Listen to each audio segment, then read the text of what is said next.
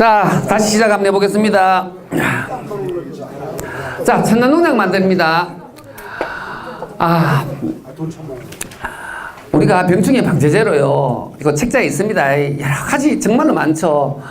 제충국 추출물, 대리수 추출물, 리움 추출물, 제라딘, 단약, 난강류, 목초액, 여러 가지 많은데, 그게 이제 오늘 공부할 거는요, 이런 것들을 사용하긴 하는데, 오늘 우리가 한살림 농법이라고 이야기하면 내 주위에서 나오는 농자재로 정말 우리가 쉽게 안전하게 쓸 수 있는 자재들 이야기했잖아요. 그래서 이제 우리가 이런 것들은 구매가 쓸 때 이야기하고, 여러분들 뭐 생전 들어보도 못한 이런 것도 많죠. 이게 어떤 역할을 하는지도 모르는 것도 많습니다. 그죠? 뭐 기조토 같은 이런 경우에는 우리가 이제 수정 안 되게 하는 약재로서요, 수정을 안 되게 하는 약재도 씁니다. 어느 정도 수정시켜 나면 여기 이런 거 한번 쳐버리면 그 다음에 수정이 안 돼요. 근데 이제 그게 이제 그런 것들은 정말로 전문가가 하는 이야기고, 우리는 실제로 이제 우리 여기도 가수농가는 많이 써요. 구린 포로도액이라든지 아니면 규산염이라든지 맥반석 이런 것들은 많이 쓰죠. 근데 이제 이런 것들은 책자에 자세하게 설명되어 있으니까 넘어가고요. 자, 이제 스케보르도액은 이제 고추에도 쓰죠. 스케보르도액. 예, 역병 때문에, 탄저나 역병 때문에. 네. 이게요, 이제 이게 여름에 쓸 때는 아예 깔아앉혀갖고 빨간 물만 쓰시면 돼요. 고추에도 한번 써보세요. 잘 못하면 이건 약해 나거든요. 하지만 여름에 쓸 때는 쫙 스키 유황합제요. 스키 보르도액이 아니고. 근데 이제 문제는 비닐하우스에 쓰면 안 돼요. 비닐에 철제에 맞으면 녹이 나고, 비닐을 맞으면 바로 스키 유황합제 같은 경우에는 비닐이 바로 녹아버리잖아요. 떨어져 버리잖아요. 그래서 이제 이거는 하우스 농사 짓는 사람은 쓰시지 마시고요. 근데 요즘 탄저병 같은 경우는 하우스 농사에 지으면 탄저병 없죠. 그러니까 그게 사실 앞으로 이제 생산장도 늘리기 위해서는 하우스 재배로 가야 되겠더라고요. 비가림 시설로 가야 되겠더라고요. 비만 안 맞으면 탄저병은 없으니까. 그긴 하죠. 예. 자, 오늘 이제 여러분들하고 같이 공부할 건 이제 천연농약 살충살균제 기피제 만드는 방법들 중에 하나입니다. 자, 이제 이런 거 두고 이제 천연농약 어떻게 만드느냐, 그죠? 천연농약 어떻게 만드느냐. 사실은요, 저 같은 경우에 생접으로 짜서도 씁니다. 그리고 이제 또 물에 말려서 독성을 우려서 사용하기도 합니다. 여러분들 책자에 있긴 한데 내가 요약해서 만든 거예요. 그래서 이 파일을 드리고 갈게요. 그냥 너무 걱정하지 마세요. 자, 이제 내가 이 책자에 다 모시는 것도 있어요, 사실은. 그래서 이 파일을 아예 드리고 갈 거니까 예, 필요하신 분들은 사무국장님한테 이렇게 좀 파일 복사해서 주라 그러세요. 그리고 섬유질이 강한 경우에는 삶아서도 추출합니다. 그리고 주정에, 아까 시중에서 판매하는 알코올 사시면 안 돼요. 주정은요, 우리가 이제 세무서에 가갖고 신고는 하셔야 돼요. 농사를 어떻게 짓는데, 세무서에서 간단하게 내가 농사에 우리 짓는 농약 만들려고 한다 하면 도장 찍어주는, 계산세무서에서 앞에 선배님들이 주정을 사서 쓴 경험이 있으면 내가 농사 지으려고 한다라고 하면 그냥 도장을 찍어줄 수도 있고요. 한 번도 경험 안 한 데는 어떻게 만들어서 어떻게 쓰는지, 필요량이 얼마인지를 온누라 가지고 온누라 그럽니다. 문서화시키가 온누라 그럽니다. 그러면 뭐 우리 같은 경우에는 농약 만드는데 가지수를 한미꽃 고삼 쭉쭉쭉쭉 적으면서 1년에 한 번 치는데 몇 리터, 1년 사용하는데 몇 회 쓰니까 몇 분, 또 이제 그거하고 부족하니까 공갈도 좀 치죠. 간주하는데도 넣는다고 했습니다. 그래서 이제 될 수 있으면 좀 많이 넣죠. 그래 한 번 가기가 힘드니까. 그러면 세무서에 도장 받으면 이 주위에 대한주정, 인터넷에 대한주정을 치면 계산에서 가장 가까운 대한주정 회사가 있습니다. 거기에 연락해서 내가 주정을 세무서에서 주정을 몇 말 사기로 이렇게 그걸 승낙을 받았는데 어떻게 언제 구매하러 가면 돼요? 라고 하면 언제 오세요? 라고 합니다. 그러니까 그것도 이제 같이 하는 거죠. 여러분들이 연합이나 공동체별로 같이 구매가 오면 되죠. 세무서 갈 때는 공동체별로 이렇게 가도 되겠지만, 우리는 따로 갔어요. 근데 갖고 올 때는 한 사람이 갖고 옵니다. 대장주점 가갖고. 그게 말통에 이어갖고 따로 팔거든요. 한 마리에 3만 몇천 원 정도 하는지 모르겠습니다. 요즘 제가 이제 이 업무를 안 하다가 보니까, 우리 사무장이 다 하다가 보니까 어떻게 해야 되는지 모르겠는데, 그게 먹는 알코올이잖아요. 주정이니까. 에틸 알코올은 95%짜리예요. 메틸 알코올이고 화학 알코올은 쓰면 안 됩니다. 그거 쓰면 유기농에 저촉이 되니까요. 자, 이제 주정에 우려서 사용하기도 안 하고, 우리 같은 경우에는 저열 탄압이라는 기계로 사용을 합니다. 자, 이제 독소에 만드는 방법 중에 생으로 짜서 하는 식물들은 애기똥풀이나 디기탈리스라든지 마늘이라든지 이런 것들이 있고요. 삶아서 쓰는 자재들은 자라공이라든지 고삼이라든지 온나무라든지 이런 것들은 삶아서 씁니다. 그리고 물에 불려서 사용하는 거는 담배라든지 녹차라든지 매운 고추. 담배 하나 짚고 넘어갈게요. 담배는 삶아서 쓰시면 절대로 안 됩니다. 삶아서 쓴다든지 태워서 쓴다든지 유기농이 허용이 안 돼요. 반드시 맹물에 우리는 것만 가능합니다. 근데 차처럼 우려라고 하는데, 차처럼 우려서 쓰는 거는 가능하다고 하는데, 삶아 쓰는 거나 우려 쓰는 거는 어떻게 틀린지 모르겠어요. 왜 그러냐면 삶아 쓰면 니코틴이 너무 많이 나온다는 거죠. 그래서 이제 주의해야 될 건, 담배 같은 경우에는 담배 우린 물, 삶은 물 아니에요. 우린 물입니다. 반드시 그렇게 쓰셔야 돼요. 그리고 이제 물에 불려서 쓰는 거는 녹차라든지 담배, 매운 고추고, 주정에 우려서 쓰는 제주들은 저는 될 수 있으면 주정이나 이런데 이제 설탕이나 식초나 이런데 우리는 걸 원하지 않습니다. 왜? 돈이 많이 들잖아요. 그래서 될 수 있으면 삶아 쓰고 생접으로 물에 우려서 쓰는 그 방법을 택해야 되죠. 주정에 우리는 거는 제충국이라든지, 제충국 이거 써보니까 안 되더라고요. 아예 제충국 제재라고 있으니까 이게 일어났는데, 작년에 우리 기술위원들이 8명, 9명들이 실험을 했는데요. 물 20단말에 이 우린 물을 2말 정도 넣어야 효과가 있어요.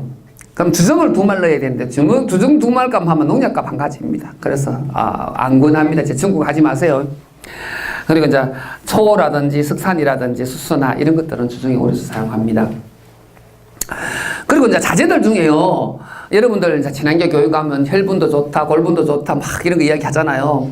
우리 다 그런 거 다 해봤는데, 인산질이요, 인산칼슘이나 이런 것들이 깨묵보다 훨씬 못합니다.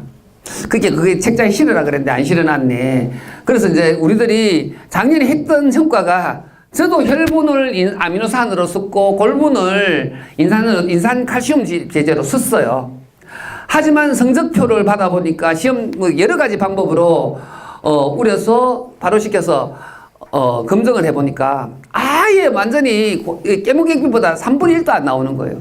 인산지라든지 칼슘이라든지 이런 것들이요. 그래서 책자에 언급 안 해놨지만 골분, 혈분 쓰지 마세요. 거의 없어요.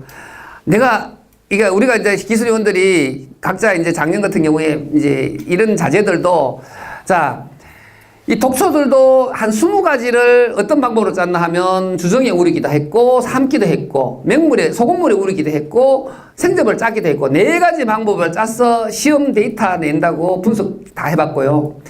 자재도 역시 마찬가지 오만 방법으로, 자, 혈분 같은 경우에 미생물에 하기도 했고, 또 골분 같은 경우에는 태워서 갈아서 하기도 했는데 영양분이 없는 거예요.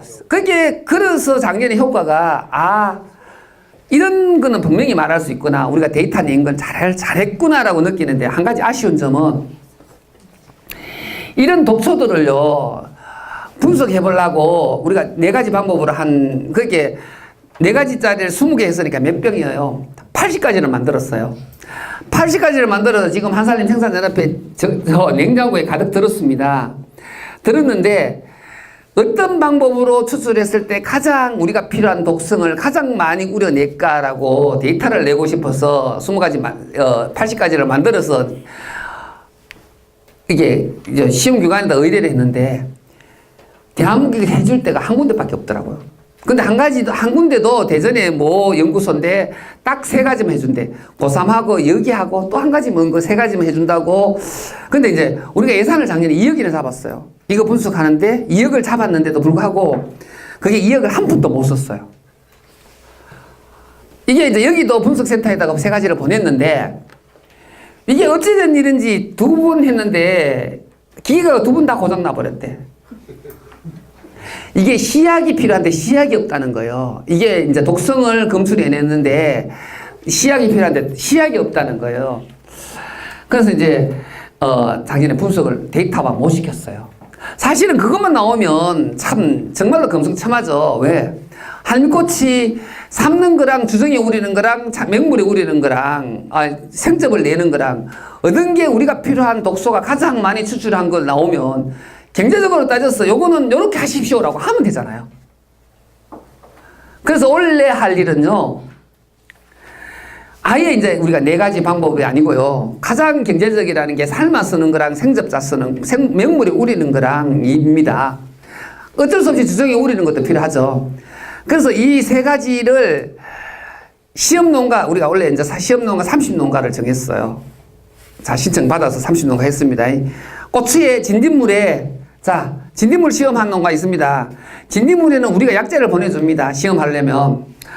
자, 진딧물이 내가 이제 평소 약 치다가 진딧물이 왔다라고 하면 현미경으로 한 잎에 진딧물 몇 마리 붙었는데 이제 시험 사진 찍고 이제 적고요.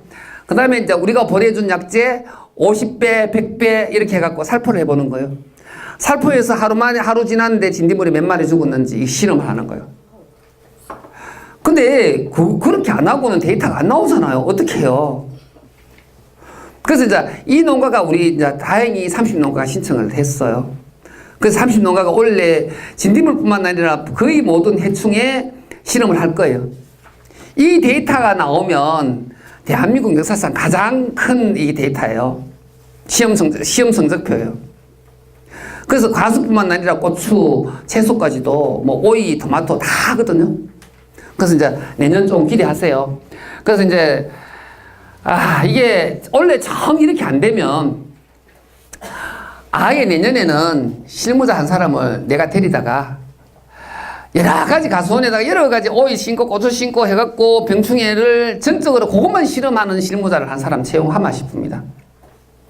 원래 이게 생적이 데이터가 시원찮으면 그 수밖에 없죠. 자, 진딧물에 어떤 게 제일 잘 듣고, 또 천고병에는 어떤 약재가 제일 잘 듣고, 거의 제가 대부분 다 약재를 만드니까, 이렇게 저렇게 50배, 100배 혼용해서 쓰고, 이렇게 해서 했을 때 성적이 어떻게 되는지를 전적으로, 실무자 한 사람이 실험용으로 하는 것도 괜찮겠다라는 생각이 들어요.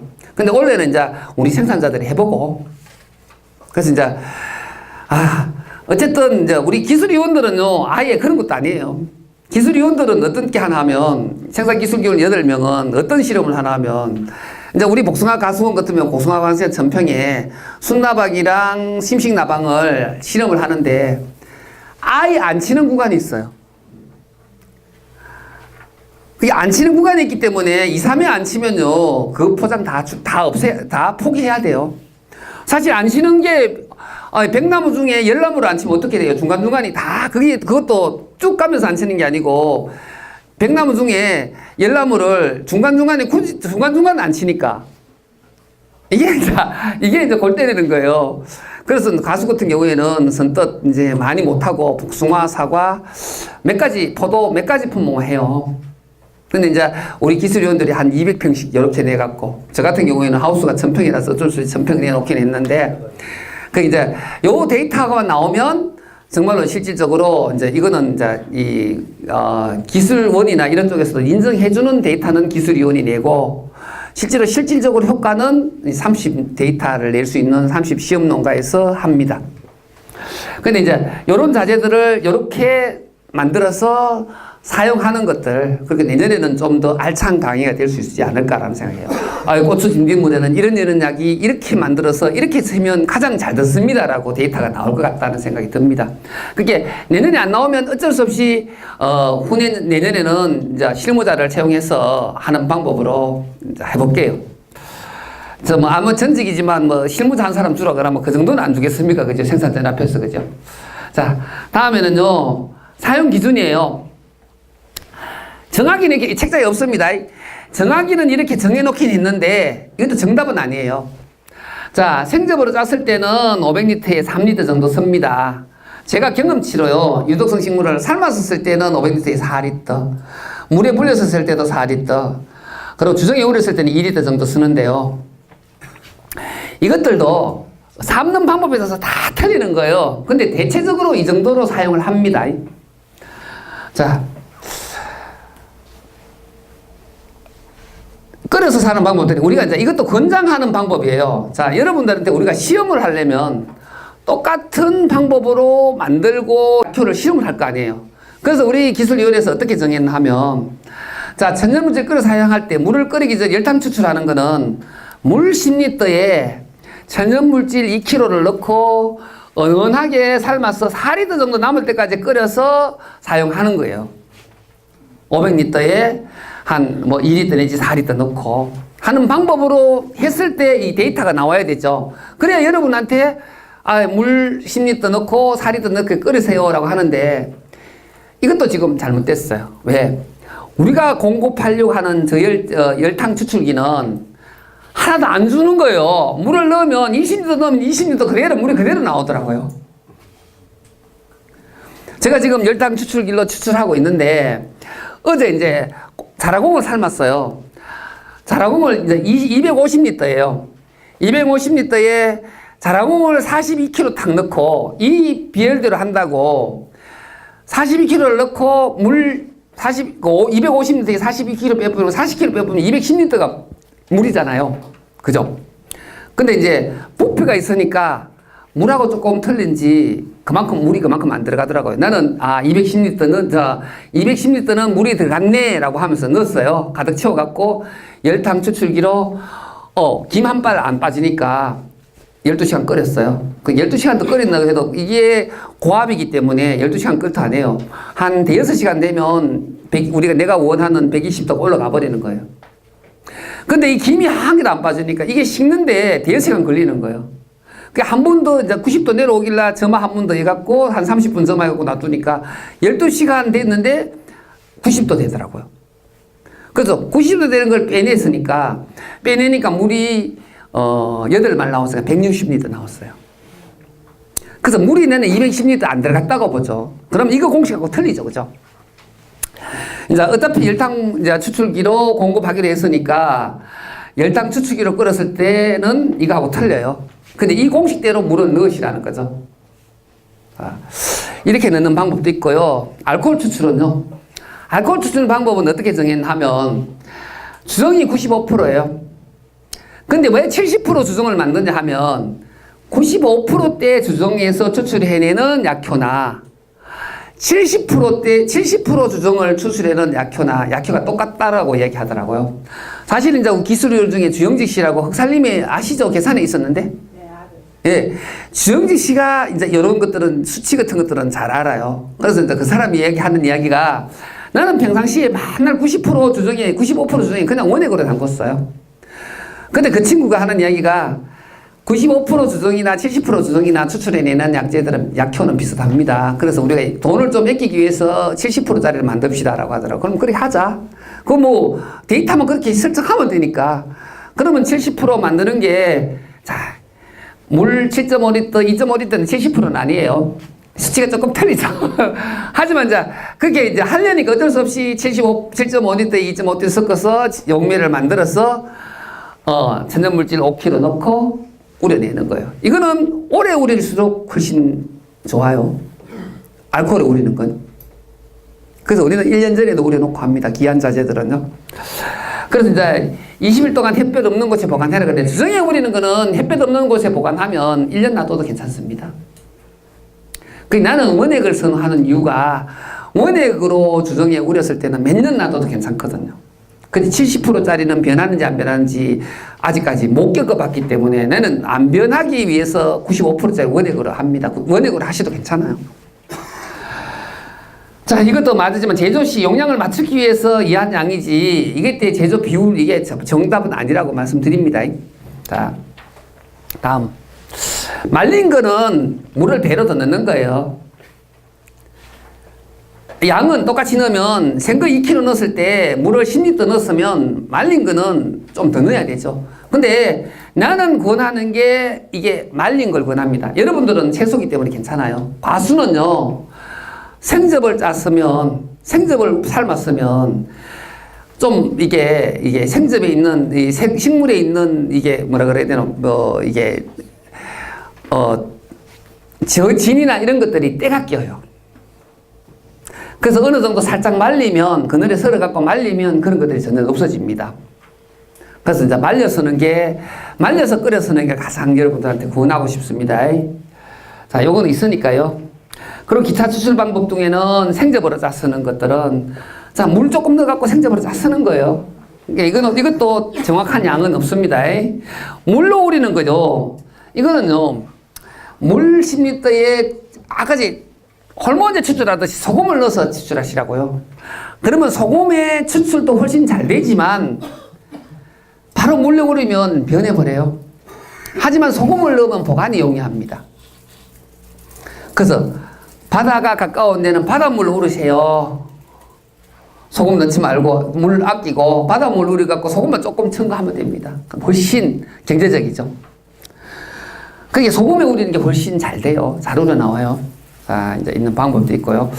이제 방법은 그렇지만 이제 우리가 할미꽃 이제 각각의 한번 작물을 실험 한번 봅시다. 여기 할미꽃 많아요? 많기 뭐가 많아야 돼.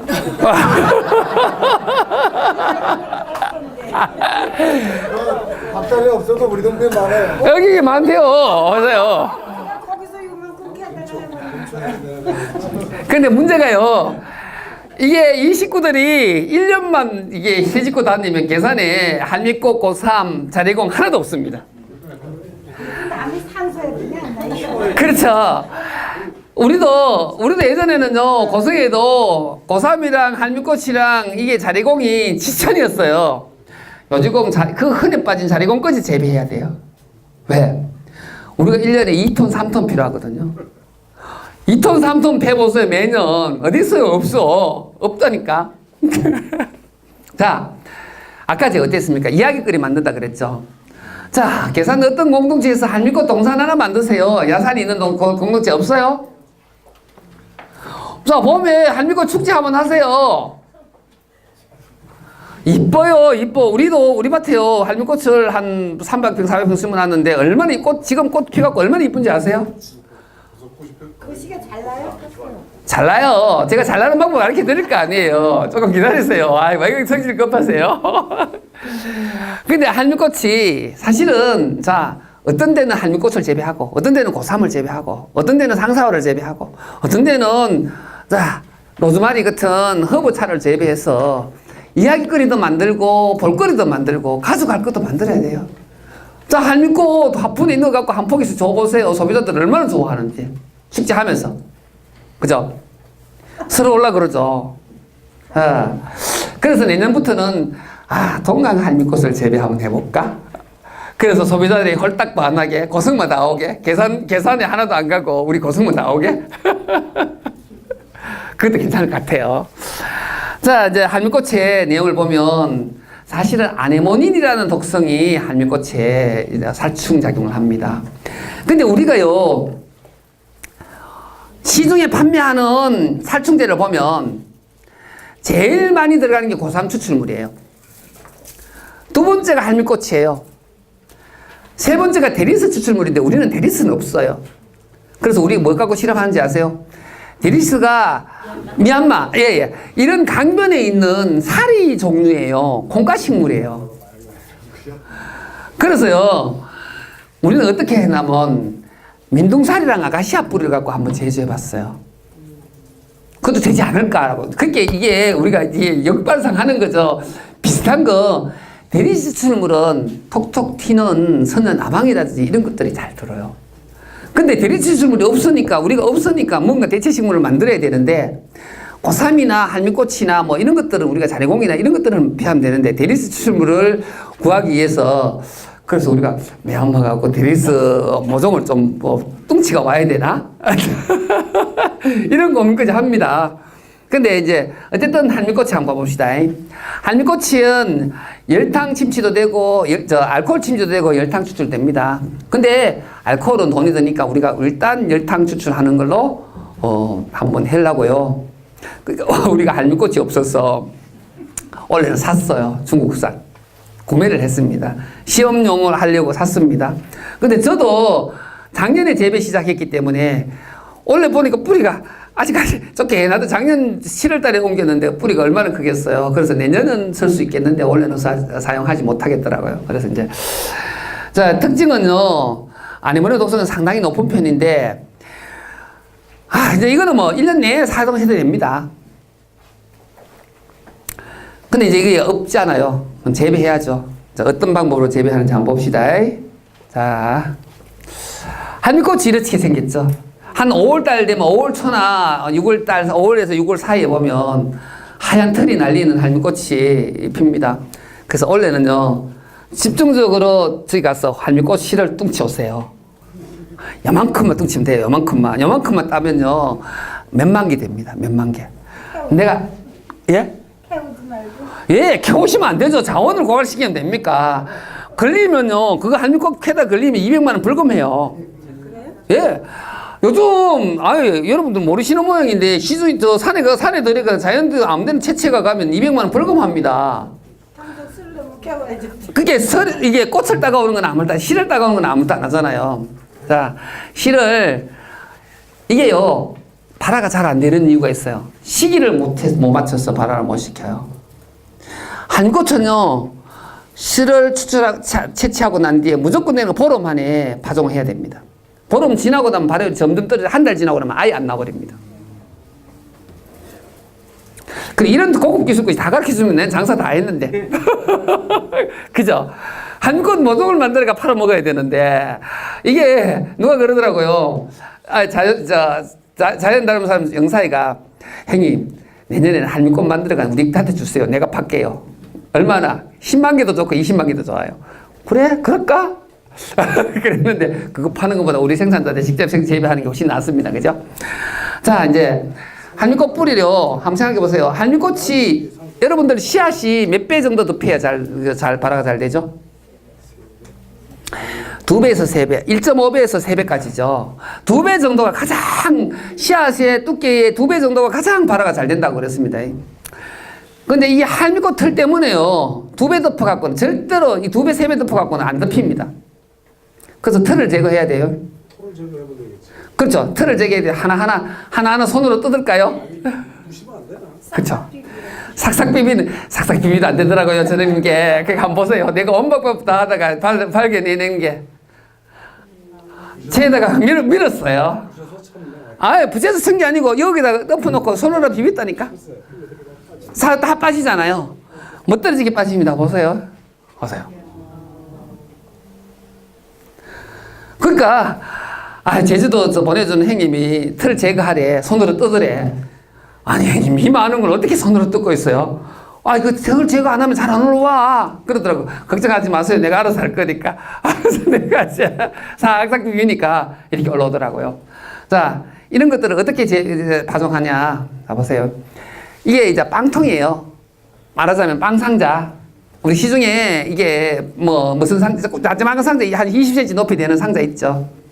그래서 거기에다가 상토를 탁탁 두드려갖고 바로 재우고요. 그 위에다가 이게 뿌린 거예요. 할미꽃 씨앗이 뿌려서 상토 한 2cm 덮었어요. 이거 안 보이는 만큼만 덮으면 되잖아요. 너무 깊게 덮으면 안 되죠. 그래서 이제 이거 물을 줘야 되잖아요. 물을 어떻게 줄까요? 위에다가 줘버릴까? 그렇죠. 위에다가 줘버리면 다 몰려버리죠. 그래서 큰 물통에다가 담궜어요. 한 상자 할 때 담궈놓고 한 상자 해놔놓고 담궈놓고 한 상자 딱딱 만들어가 딱 넣고 위에 덮고 나면 위에까지 물이 쫙 올라와요. 그럼 딱 건져갖고 그 다음부터 물 줄 필요 없어요. 거의 물 안 줘도 돼요. 이 흙에 상토가 물을 완전히 뺐기 때문에. 근데 딴 씨앗도 그렇게 파종하세요. 우리가 지금 브로콜리나 이런 것들도 위에 물 주는 거면 이게 상토가 제대로 안 묻으면 매일 물 줘야 되잖아요. 그렇죠. 매일 안 줘도 돼요. 상토가 충분히 젖었기 때문에. 자, 그러니까 이제 부직포 덮었어요. 이거 부직포, 그러니까 덮는 거 넣는다는 게 잊어버리고 부직포 안 덮. 부직포 덮어서 한 일주일만 되면 이렇게 싹 다 올라옵니다. 한입꽃은. 잘 올랐죠? 흰색 90% 덮어요? 흰색 부직포. 저는요, 이거요, 한입꽃 키우고 고상 키울 때요, 절대로 밭에다가 안 키웁니다. 저는요, 세면바닥에 키워요. 모짜리도 세면바닥에 한번 해보세요. 기똥차입니다. 뗄 필요 없다니까. 여러분이 왜 모짜리에다가 뭐를 논에다가 해갖고 떼갖고 옮겨요? 우리 지역에는요, 모짜리도 다 그냥 그 세면바닥에다 키웁니다. 물만 하루에 한 번씩 주면 자동 시설만 스프링클러 장치면 되노만 그 부지 필요 없어요. 훨씬 노동력 절감됩니다. 그 모짜리는 밑에 부직포를 깔더라고요. 그 비닐 같은 거는 깔더라고. 나는 안 깝니다. 왜? 이게 한미꽃은 이렇다 치더라도 고삼 같은 경우에는 오래 키워야 돼요. 고삼은 이제 발화가 잘 안 됐어. 그래서 아예 세면바닥에다가 물 줄 때는 주고 남치기는 흘러내려가게 마르게 그래야 짤룩병 같은 게 없잖아요. 그래서 이제 한미꽃은 이제 이게 다가 아니고 자 이제 59짜리 포트에다가 2개 내지 3개 잡아였습니다. 작년에 한미꽃이 한만큼이었는데 한 요걸 10,000구 했으니까 10,000개 정도 59짜리 10,000구 정도 되더라고요. 그러니까 한미꽃 10,000구 같으면 몇 개예요? 한 3개씩 평균 잡으면 30,000개 되잖아요. 한만큼이 30,000개 나온 거예요.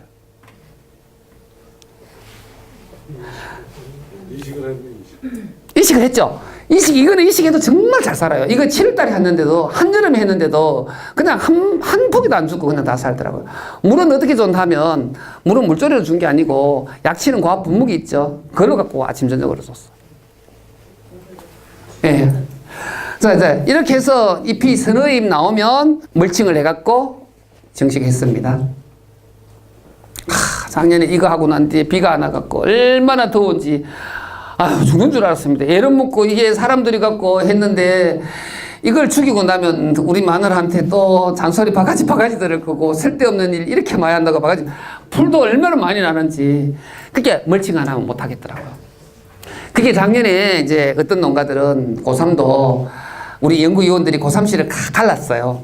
다 한 움큼씩 갈랐는데 이제 뭐 이게 충주에 험한영 생산자가 가장 고삼씨를 많이 채취했어요.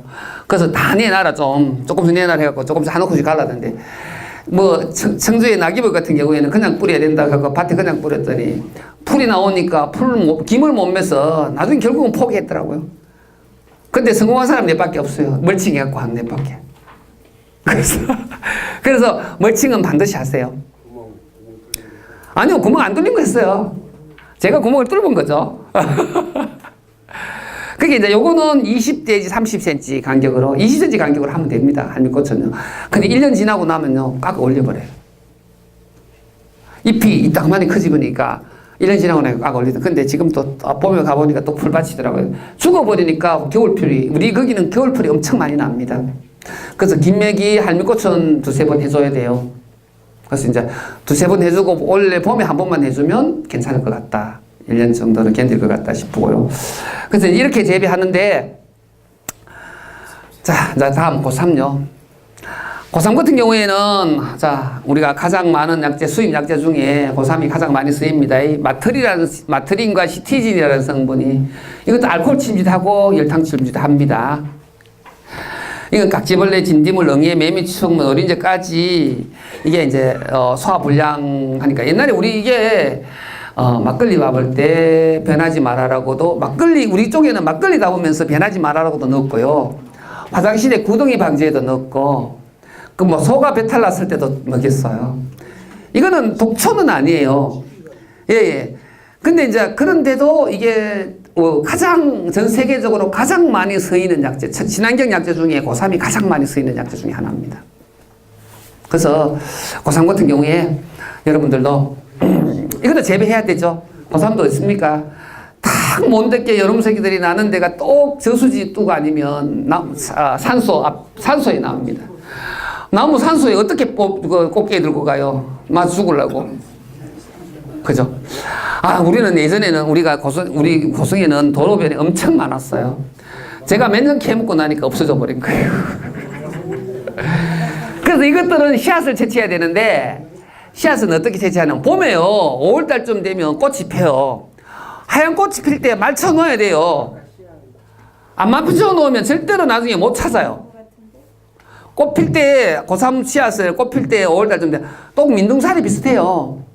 아카시아 비슷하게 생겼는데 이걸 안 맞춰 놓으면 아니 꽃 필 때 어디 있다고 저만 찍어 놓으면 내 거 아니에요. 나중에 어떻게 찾아요? 열매 됐을 때는 못 찾는 거예요. 꽃이 하얗게 필 때는 잘 눈에 잘 띄어요. 그래도 5, 6월달 되면 꽃이 피거든요.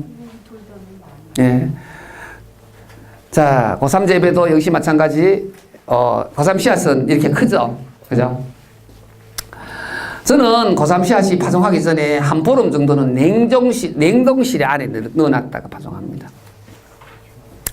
모든 씨앗이 다 그럴 거예요. 겨울 지나는 씨앗들은 들깨 같은 경우에도 6월달까지는 잘 나오죠. 7월달 넘어가면 어떻게 해요? 발화 안 돼요, 뿌리면요. 7월달 넘어가면 들깨 발화 잘 안 됩니다. 근데 발화시키는 방법. 그냥 냉동실에 한 보름 정도 얼었어요. 얼었다가 파종하면 거의 100% 다 나옵니다. 그처럼 겨울을 지나고 봄에 파종하는 식물들은 이게 정말로 이게 예냉 기간을 거치는 게 가장 잘 나옵니다. 그래서 이제 이것도 한 보름 정도 냉장고에 위쪽에 넣어놨다가 파종을 하는데요. 전 작년에 고삼 같은 경우에는 바로 파종을 해봤어요. 59짜리예요. 근데 내가 왜 59를 고집하나 하면 한미꽃이나 고삼 같은 데는 뿌리를 사용해요. 우리가 재배하는 채소들은 뿌리 사용하는 게 아니라 잎이 사용하기 때문에 뿌리가 좀 떨어져도 새 뿌리가 나오기 때문에 괜찮습니다. 하지만 우리가 이게 고삼 같은 경우에 원줄기가 죽어버리면 이 젖까지만 많이 나올 거예요. 그래서 될 수 있으면 그래서 흙바닥에 안 키우고 세면바닥에 키우는 이유도 그거예요. 뿌리 떨어지지 말라고. 냉동 보관했다가 여기다 59에다가 이제 파종을 2개 내지 3알, 2알 내지 3알씩 넣습니다. 보통 3알씩 넣었어요. 자, 이것도 자 역시 마찬가지로 이게 이제 포트에다가 물에 담궜다가 건져내서 이제 이렇게 이제 부직포로 덮어갖고 있으면요. 한미꽃은 한 일주일인데 이건 한 보름 정도 돼야 나옵니다. 고삼은요. 그래서 원래는 할미꽃처럼 아에다가 빵 상자에다가 파종을 해서 올라오면 이렇게 이식하는 방법을 한번 선택해 보려고 생각하고 있습니다. 이거는 올라오면서 뿌리가 쭉 나와버리더라고. 그래서 조금 고민하긴 해요. 고민이긴 한데 뿌리가 크면 포트를 좀 큰 걸로 사용하죠. 뭐. 이게처럼 이런 포트를 사용해야지. 동그란 포트는 뿌리가 길면. 근데 이제 문제는 그게 계속 안 올라오는 거 아니에요. 가을에도 올라와요. 1년 지나고도 올라와요. 씨앗이 있으면. 자, 그게 여기 보세요. 100% 다 안 올라오는 거예요. 나중에 정식할 때쯤 되니까 한 70% 정도밖에 안 올라오더라고요. 어쩔 수 없이, 그래서 정식할 때 내는 1년 뒤에 올라온다는 걸 아는 게, 요거 이제 알기 때문에 이런 부분은 요 정식하는 사이에 그냥 넣었어요. 같이. 그러니까 가을에 또 다시 집에 올라오는 건 뭐 올라와요. 100%는 다 안 올라와도 올라오는 건 올라오더라고요. 그래서 4폭이 5폭이 돼도 괜찮아요. 한미꽃보다는 훨씬 수확량이 많습니다. 고삼은 잘 커요.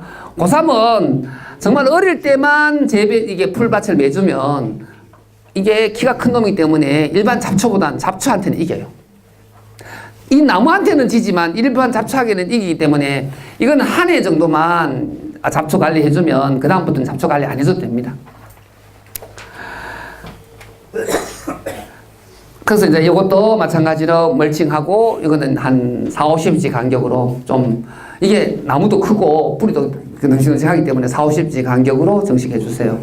어떤 사람은 이랑을 뭐 만들어서 해주라 그러는데 토양이 척박한 데는 이랑을 만들어서 해줘야 될 거예요. 그러니까 우리는 이 토양이요.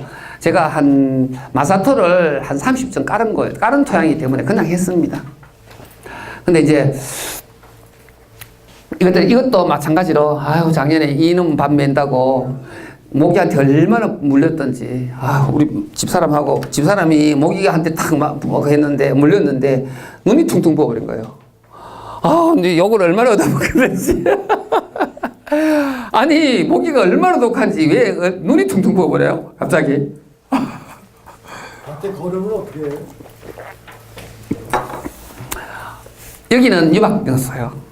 유박 조금 넣었어요. 저는 뭐, 그냥 우리가 이제 야생에서 크는 거잖아요. 이런 것도 생각했어요. 야생으로 크는 식물이 우리가 재배하듯이 이게 지소질이나 이런 것들이 많이 갔을 때 약효가 정말 제대로 있을까? 이런 거 고민해 본 거예요. 그래서 자연 상태로 키워보자. 하지만 조금은 더 크게 유박 여기에 한 600평 되는데 한 2폰과 3폰밖에 안 뿌렸어요. 유박을. 몇 년 키우나요? 고3 2년 3년 되면 돼요. 한국도 2년 3년 되면 되고요. 그 오래될수록 약효는 좋죠. 그리고 수확량도 많아지고요. 근데 이거요 나중에 포크레인 들어가야 돼요. 사람이 뽑기는 힘들 거예요. 깊게 들어가요. 1m, 50cm 넘게 들어가요. 고상것. 한미꽃은 포크레인 없어도 돼요.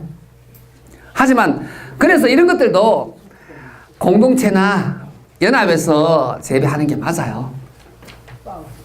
그 도라지도 같이 해서 심으면 더 낫겠네요. 좋죠. 산밭도 많이. 예. 그게 두둑 만들어서 키우면 훨씬 좋은데 저는 이 땅이 워낙 좋기 때문에 그렇게 안 했어요. 우리는 뭐 이게 삽으로 찔러도 50cm 파는 건 문제 없거든요. 그리고 미니 굴삭기 있기 때문에 미니 굴삭기가 팔 건데 뭐 그러면서 뭐 예. 굴삭기 그 사람 또 빌려야 되니까. 요즘 기술센터에 3만 원 주면 빌려주잖아요. 요즘 걱정 없더라고요. 저 굴삭기가 꼬물이 됐는데 그러니까 농장에 씌워놓고 요즘 빌렸어요. 굴삭기 하나에 3,200만 원이에요. 요즘 보조도 잘 안 주잖아. 50% 보조 주면 하나 살라고 그랬는데 50% 보조 주는 것도 잘 힘들더라고. 그렇게 가만 가니까 작은 놈은 하루에 3만 원, 큰 놈은 하루에 5만 원이더라고. 빌려오는 게 훨씬 낫겠네. 1년에 며칠 쓴다고. 그죠? 1년에 20일 써도 3만 원 쓰면 얼마예요? 60만 원만 하면 되잖아. 근데 뭐 하고 내가 그 돈 들여갖고 3천만 원 들여갖고 굴삭기를 사요? 4만 원이에요, 여기는? 자, 이제, 이게 한꽃이 사실은 이제, 그 한꽃도요, 여름에요, 흰 꽃이 피면 장관이에요. 그래서 아까지 경관농업도 필요하다고 이야기하는 거예요. 예. 흰 꽃이 피면 정말 장관이에요. 완전히 대가 쭉 빠지는 게 꽃이 여기서 이만큼 돼요. 30cm, 40cm 돼요, 꽃이. 그래서 1년째는 안 피지만 2년, 3년 되면 장관이에요. 근데 씨앗을 반드시 여러분들이 채취하셔야 돼요. 그래서 2, 3년 뒤에는 여러분들한테 근데 내가 아무리 많이 생산한다 하더라도 여러분들한테 다 공급해 주긴 힘들어요. 씨앗이. 그래서 이제 군데군데서 채취하는 포장도 두고 재배하면서 채취를 해야 가능할 거라는 생각 들어요. 자, 다음 모삼 재배 자라공유. 우리가 자리공 같은 경우에는 장록이라 그러죠. 여러분들 주위에 가장 흔한 식물이죠. 그죠? 이게요, 엄청, 사진 보여드릴게요. 자, 이거, 많죠? 주위에 많잖아요. 여기서는 별로 없어요. 예? 여기는 없어요. 그래요? 여기 있는 데만 있어요. 요즘은요, 다 산으로 올라가 버렸어요. 산으로. 서해안 쪽에 가면 엄청 많아요. 자, 이거 우리 재배하는 포장이에요. 이거 보세요. 자리공유. 비틀락 신이는 독초가 굉장히 독합니다. 이 진딧물이나 이것들이 정말로 이거 독한데 예전에 이것도 역시 마찬가지로 미국 자라공이라고 있지만 국산 예전의 자라공들은 신경통 약으로 썼던 거예요. 한꽃도 약재로 써요. 고삼도 약재로 쓰고요. 이거 지금 자라공도 웃기는 게 전번에 제주도 이제 교육을 한번 하고 이제 왔는데 그게 제주도는 제주도 생들의 영농조합이 흑살림 영농조합하고 같이 운영을 해요. 흑살림 직원이 있었던가, 그게 농가는 품질 관리원이 들어가고 문자가 왔더래. 독초를 직접 사용하면 안 됩니다. 라고 문자가 왔다는 거예요. 그러니까 전화 온 거예요. 회장님, 독초 사용하면 안 되시다는데요. 이런 문자가 풍간에서 왔어요. 그게. 어떤 놈이고 내가 전화번호 좀 주라 그러니까. 놈이 아니래. 그렇게 전화번호 주라 그러니까 전화번호를 안 주는 거예요. 혹시나 싶어서. 자기한테 맞으면 곤란하잖아. 그죠? 누가 줬는지 알잖아. 그래서 내가 이렇게 대답하라 그랬어요. 아니, 친환경 농약 회사에서는 뭐 갖고 원자재로 쓴대? 한번 물어보라고. 거기 원자재 보면 다 고삼이고 독초예요. 독초가 아니고 천연 농약 자재로 쓸 게 뭐가 있어요? 화학농약이면 못 쓰게 돼가 있는데 그럼 자기네들은 쓰면서 우리 직접 만들어 쓴 걸 왜 안 되는지 따져보라 그랬어요. 그랬더니 말이 없어요. 괜찮아요. 그게 자재회사에서는 이런 교육이 굉장히 자기네들을 밥통을 줘오는 거잖아요. 그래서 KBS 파노라마도 전번에 왔을 때 막 그냥 KBS 파노라마 공간이 반이에요. 그게 다는 전체적으로 100% 공간은 아니에요. 실제로 그렇게 사용하는 농가도 있는 거예요. 있는데 우리 경남에 일부 이게 농가들은 취재 광고하고 180도 틀리게 나왔다고 우리 항의하고 난리가 났었거든요. KBS 파노라마 내가 고발한다라는 소리까지 사과해라까지 됐는데 그러니까 우리 한살림 생산자들은 줬는데 아무도 취재하러 안 왔잖아요. 우리가 KBS 파노라마에다가 우리도 취재해주라 해갖고 농가들 우리가 만들어 쓰고 하는 농가들 줬는데도 취재 전화 한 통화도 안 오더라고요.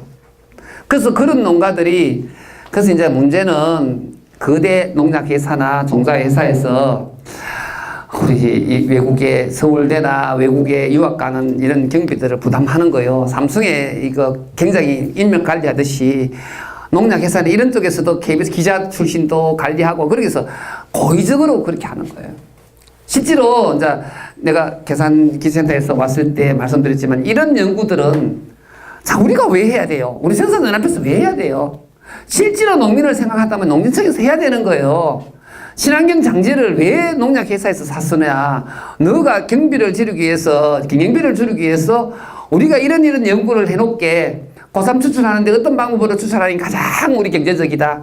그러면 재배해서 너가 이런 거 사용해라라고 할 수 있는까지도 기술센터에서 아니 진흥원에서 해야 되는 부분이에요. 안 하잖아요. 그리고 또 외국 자재에서 수입해서 썼던 농자재 중에 1년에 몇 개씩 취소되는지 아세요? 자재 농약들 엄청나게 취소되잖아요. 농약 검출돼서 중금속 검출돼서. 근데 결과적으로 책임은 누가 져요?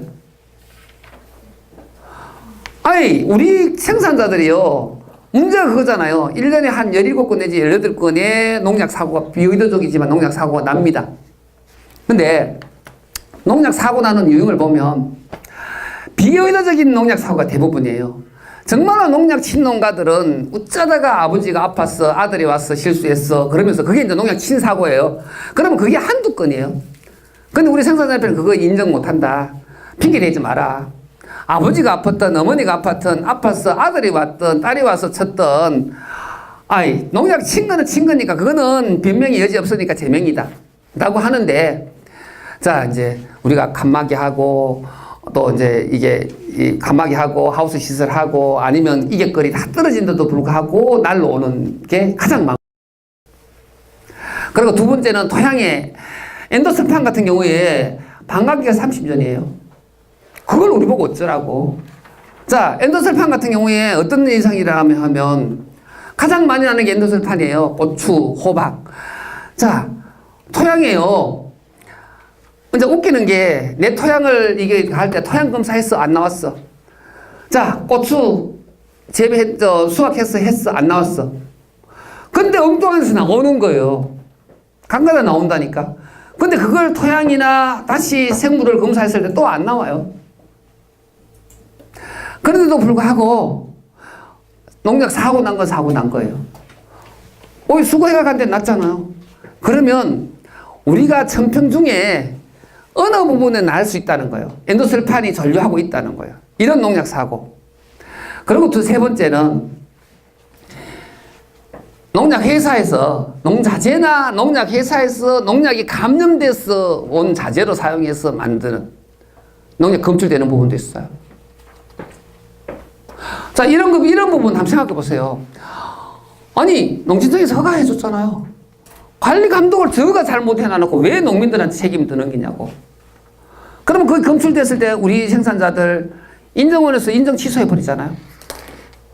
농약회사 잘못했던 어쨌든 그 농약을 저가 농진청에서 허가해 준 농약을 사용했음에도 불구하고 검출되면 바로 취소해 버립니다. 취소해 보면 우리 한 사람도 아니 농약 검출됐으니까 당연하게 생산직 졸업해야 되죠.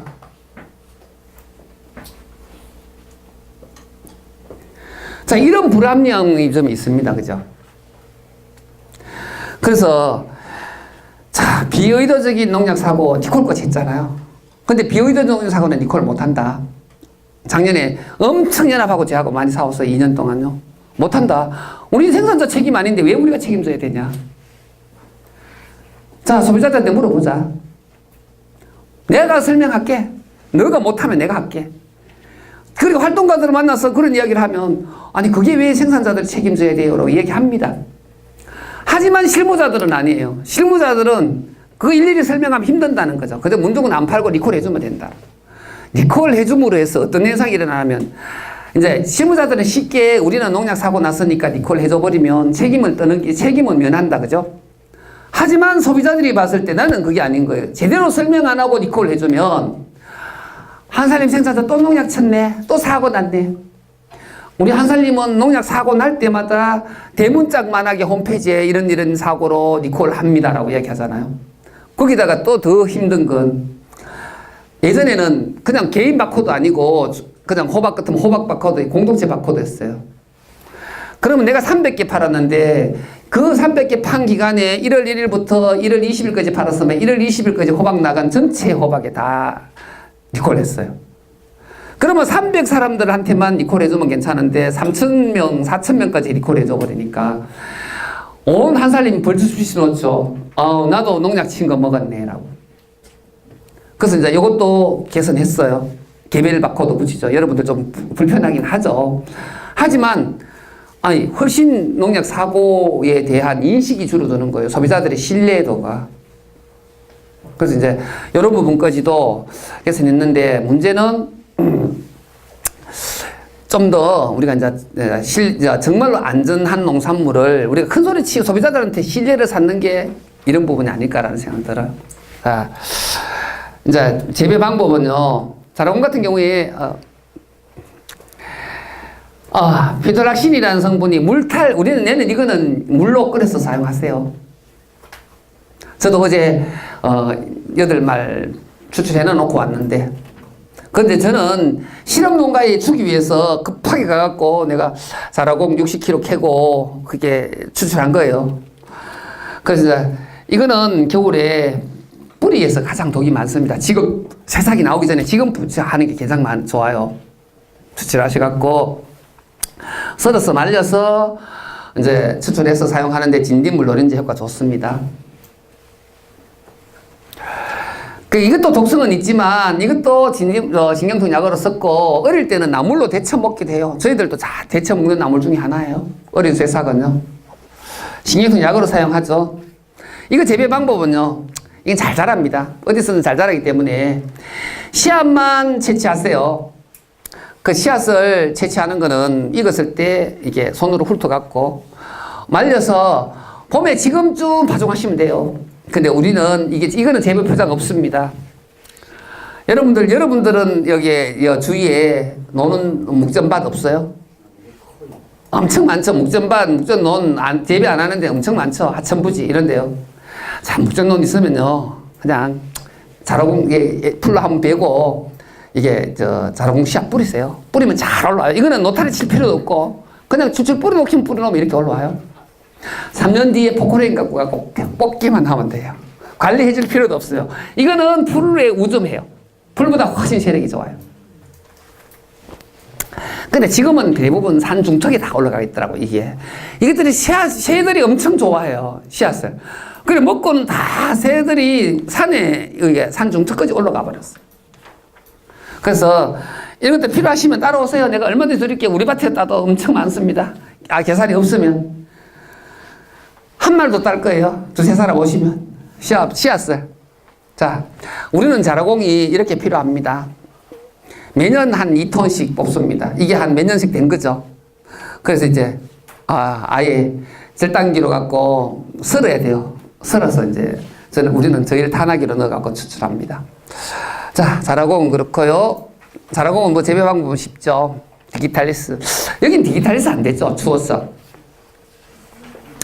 정말로 이제 독성 중에 이제 품질관리원에서나 독성 중에 독을 자꾸 이야기하면 요거는 외래 식물이라서 외국에서 들어온 거라서 농약 신경통 약으로 쓴 거 아니에요. 요거만 문제지 딴 거는 문제들이 하나도 없습니다. 제가 설명하는데 디기탈리스는 8가지 정식을 맞춰야 돼요. 디지털에서는요, 전 세계 극동 중에 하나예요. 극동 중에. 이건 생접으로 다 쓰는데요. 정말로 굴팔이라든지 이런 것들은 정말 잘 들어요. 그래서 이제 올해 내년쯤은 이제 우리 한살림 생산자 앞에서 사실은 이제 열탕기를 보급하고요. 열탕기가 어느 정도 충족이 되면 그다음 생접을 짜서는 기계도 공급을 해야 돼요. 그게 생접 짜서는 거는 공동체 별 필요 없어요. 사실은 뭐 연합이나 시군연합 하나쯤 있으면 가서 그게 생접을 믹서기로 짜는 거는 얼마 못 하잖아요. 근데 이제 대형 생접기, 이것도 저희들이 어떻게 하면 가장 좋을지를 실험 데이터 내겠습니다. 앞으로는. 근데 저 같은 경우에도 이거 디지털에서는 많이 하는데 저희 같은 경우에는 뭐 디지털화가 잘 되니까요. 정식이 이제 가을에 파종하기 때문에 여기는 계산 같은 데는 월등히 힘들 거예요. 좋은 꽃이긴 한데 꽃도 이뻐요. 그래서 대부분이 이거 화초를 키워요. 꽃으로 키우거든요. 근데 이제 여기까지 키울 수 있는지는 모르겠습니다. 자, 디지털에서는 그렇고요. 자, 다음 로즈마리. 로즈마리도 좋은 살충제고 살균제예요. 허브 중에 하나지만. 그게 이제 우리가 로즈마리나 뭐 박하나 이런 것들의 향을 통해서 우리가 이제 이게 충을 기피할 수 있는 이런 역할도 할 거예요. 그런데 내 같은 경우에는 로즈마리를 아예 이제 삽목을 해서 한 300평 정도는 아예 로즈마리로 이게 5m 간격으로 이게 한번 심어 놔봤어요. 그 원래는 그걸 좀 더 늘려서 여기다 경관 농업을 한번 해보려고요. 저는 가수원에다가 5m 간격으로 로즈마리 쫙 심어서 미로를 만들든지, 우리 같은 경우에는 로즈마리가 굉장히 전정만 하면요 엄청 잘 큽니다. 이것처럼. 이게 나무잖아요. 이거 1년에 2번씩 깎아줘요. 잘라줘요. 안 잘라주면요 우리 키보다 더 커요. 하나예요? 한 그루예요. 근데 이제 이게요 희한한 게요. 그게 로즈마리뿐만 아니라 라벤더, 박하, 이 계피, 초피까지도, 그러니까 계피나무 밑에 목이 안 달라들잖아요. 벌레 없듯이 초피까지도 또 이제 기피제로 사용하고요. 이거는 이제 알코올에 우려서 향을 사용하는 거니까 이제 여러 가지 다양한 방법을 이용을 해보려고 합니다. 열탕도 이게 이제 그냥 끓여서 이제 김이 하나도 안 나가니까 그게 향이 안 빠져나가면 얼마든지 열탕 추출도 가능할 거다라고 생각하는데 이제 이것도 우리 시험 대상이에요. 이게 독특한 향과 정류 성분 때문에 해충 접근을 막는다라고 이야기하는데, 그래서 이제 이게처럼 쭉쭉 그 로즈마리가 군락이 형성되면 30분마다 이 흔들 수 있는 기기 얼마든지 가능하거든요. 그거는 기계 설치하면 가능해요. 철사를 딱 엮어갖고 30분마다 흔드는 역할만 해주면 그냥 이게 충을 걱정 안 하고 재배하지 않을까, 향 때문에 하지 않을까라는 생각하면서 이것도 경관농업이 정말 최고죠. 왜? 로즈마리 차 좋잖아요. 허브 차 굉장히 선호하잖아요. 소비자들 왔을 때 차 따기 차 만들어 가게 하면 수로 올라 그러지 않을까요? 그래서 이것 갖고 비누도 만들고, 사실은 이거 로즈마리로 갖고 비누도 만들고 향수도 만들고 화장품도 만들고 얼마든지 할 수 있잖아요. 그래서 이런 것들도 공급하는 것도 우리 생산자 몫이 아닐까. 그래서 경관농업 할 게 많아요, 솔직하게. 그래서 내도 너무 가수원은 조그만데 너무 많이 해요. 로즈마리 하죠. 상사화도 한 500평 심어놨거든요. 내가 경관농업을 하겠다고 생각한 게 딴 거 아니에요. 도로변에 복숭아밭에 제가 상사화를 한 500평 심어놨는데요. 꽃이 9월달 되면 꽃이 엄청 이쁘게 피잖아요. 꽃이 피고 나니까 사진 찍으러 엄청 들어오는 거예요. 계속 차가 계속 들어오는 거예요. 왜 들어오세요? 어떤 일이, 사장님 사진 한 칸만 찍어 갑시다. 어디요? 그러니까 꽃이 너무 이뻤어요. 그러니까 500평이 쫙 피니까 엄청 이뻐 놓으니까 사진 찍으러 오시더라고요. 이거 우리 한살림 소비자들한테 축제하면 되겠네? 라는 생각이 드는 거예요. 그래서 할미꽃도 괜찮겠고 고삼도 괜찮겠고 상사화도 괜찮겠고 로즈마리도 괜찮겠고 이런 다양한 식물들로 각 공동체마다 특색 있게 축제도 괜찮겠다. 계산이 제일 먼저 하실 것 같아.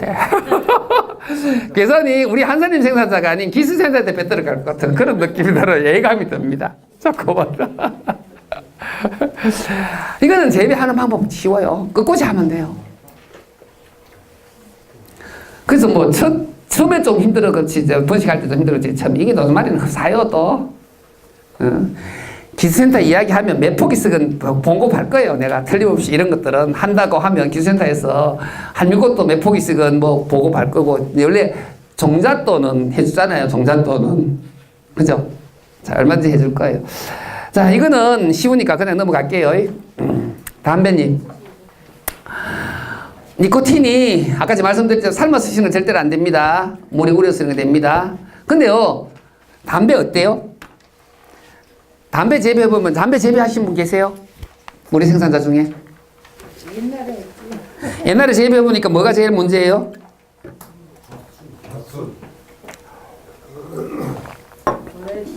이게 진딧물 엄청 많이 달려들죠. 나방류도 엄청 많이 달려들죠. 예. 그래서 시중에 우리가 담배 생산하는 찌꺼기 못 사다 못 씁니다. 그냥 얻어서도 못 씁니다. 농약 범벅이에요. 근데 신기하게요. 진딧물을 가장 잘 듣는 게 담배잎이에요. 하지만 삶아서만요 100% 다 먹어요. 진딧물뿐만 아니에요. 나방류 이런 것들도요 맞았다 하면 다 죽어요. 삶았을 때는. 그러니까 그렇게 독하니까 못 삶아 쓰게 하는 거예요. 뭐 삼지 말라는 얘기는 인증기관에서 얘기를 했나요? 예. 원래 유기농 자재 여기도 있는데 유기농 설명서에 담배를 삶아서는 안 되고 우려만 쓰세요라고 되어 있습니다. 태우는 것도 안 돼요. 태우면요 진딧물 하우스 안에 태우면 진딧물 백방이에요. 백발백중이에요. 근데 안 됩니다. 안 되기 때문에 미리 말씀드리는 거예요. 그게 내가 이상하다 생각한 게 삶아서 차에 녹차 녹차처럼 우려 먹으라 그래 우려서 쓰라는데 녹차나 삶아서 먹거든요. 한꺼번에 손님 많이 왔을 때는 어쩔 수 없이 녹차 탁 넣어갖고 끓는 물에 넣어갖고 삶잖아 급하면 어떻게 언제 우려. 고고하게 뭐 찻잔에 이게 뭐 뜨신 물 식혀가면서 이렇게 농촌에 일하는 놈이 언제 그럴 시간 어디 있어요. 한 20몇 명 오시면 뭐 그냥 크다란 주전자에 녹차 하나 푹 넣어갖고 그냥 뭐 푹 삶아갖고 따라 드리죠. 근데 연하게 하면 하면 되죠. 그죠? 그래서 삶아 쓰는 거랑 우려 쓰는 거랑 뭐가 틀리지? 우리는 거 삶는 거랑 뭐가 틀리지라는 의미점이 남긴 한데 근데 삶아 쓰는 거 안 된다고 하니까 안 말씀드리는 거예요. 이건 재배 방법은 제보다 더 잘 알 거예요. 이것도 할미꽃처럼 하세요. 이것도 위에 한해 모르고 물줄이 위에서 물줄이 줘버리니까 씨가 한두 편 다 몰려버리더라고. 할미꽃보다 더 많이 몰리더라고요. 그래서 이거는 아까 할미꽃처럼 상자에 넣어서 나는 바로 봄밭에 있겠어요. 근데 여러분들한테 부탁드리고 싶은 거요. 제가 쓰는 담배 씨앗은 많긴 한데요. 담배 씨앗이 오래되고 얇아요. 담배가. 잎이 얇아요. 그래서 엄청 수확해봐야 양이 얼마 안 돼요. 그래서 이게 지금 새로 나오는 신품종들 보면 담배잎이 엄청 두껍더라고요. 작년 여름에 김광식 사무처장하고 계산해 와갖고 이게 한 바퀴 도는데 완전히 담배잎 보니까 저게 두꺼워 저런 거예요. 잎이 크고 두꺼워야 이게 담배 생산량이 좀 많은데 부럽다 그랬는데 저거 좀 끄고 가고 싶은 거예요. 근데 끄고 가는 건 안 되고 여러분들한테 그런 담배 이웃에 재배하면 몇 포기만 얻어서 씨앗을 받아서 보급 좀 해주세요. 지금 어디다 밭둑에다 심으면 안 돼? 되죠. 왜 안 돼요? 농약 안 치면 되죠. 농약 안 치고. 그러니까 우리가 하는 건 된다는 거요. 그래서 밭둑에 심으시라고요. 예. 심어서 갖고 그걸 갖고 우려서 진딧물에 사용해 보세요. 직방이라니까. 아까 말씀드렸잖아요. 삶았으면 나방도 없어진다고. 자, 이건 쉽죠. 예. 재배하시라고요. 재배. 근데 이웃 농가에 얻어 쓰는 건 절대로 안 돼요. 친환경 대한 담배 아니잖아요. 그게 우리가 작년에 청주에요. 어떤 일이 있었나 하면 청주에 우리 생산자 중에 친환경을 저희처럼 만들어 쓰는 생산자가 있어요. 있는데 할미꽃 뿌리를 중국에서 샀었는데 농약이 덜렁 검출돼 버렸어요. 그래서 역학조사를 하니까 그 할미 뿌리에서 농약이 검출된 거예요. 아무리 독초지만요 벌레가 먹어요. 우리가 전남성 같은 경우에 독초예요. 그리고 또 이게 떼죽 같은 것도 독초예요. 근데 1년 동안 제가 이제 우리가 전시도 합니다. 우리 기억자 가보신 분 아시지만 전시하려고 천남성도 뽑고 사르공도 뽑고 해갖고 싹 썰어 말려서 탁 바구니 담아놓으면 1년 되면 재만 털털 남습니다. 만지면 또르르 부서져요. 부서지는 만큼 재만 남아요. 자, 찌꺼기만 남아요. 그래서 아무리 독차지만 어떤 분이 그러더라고.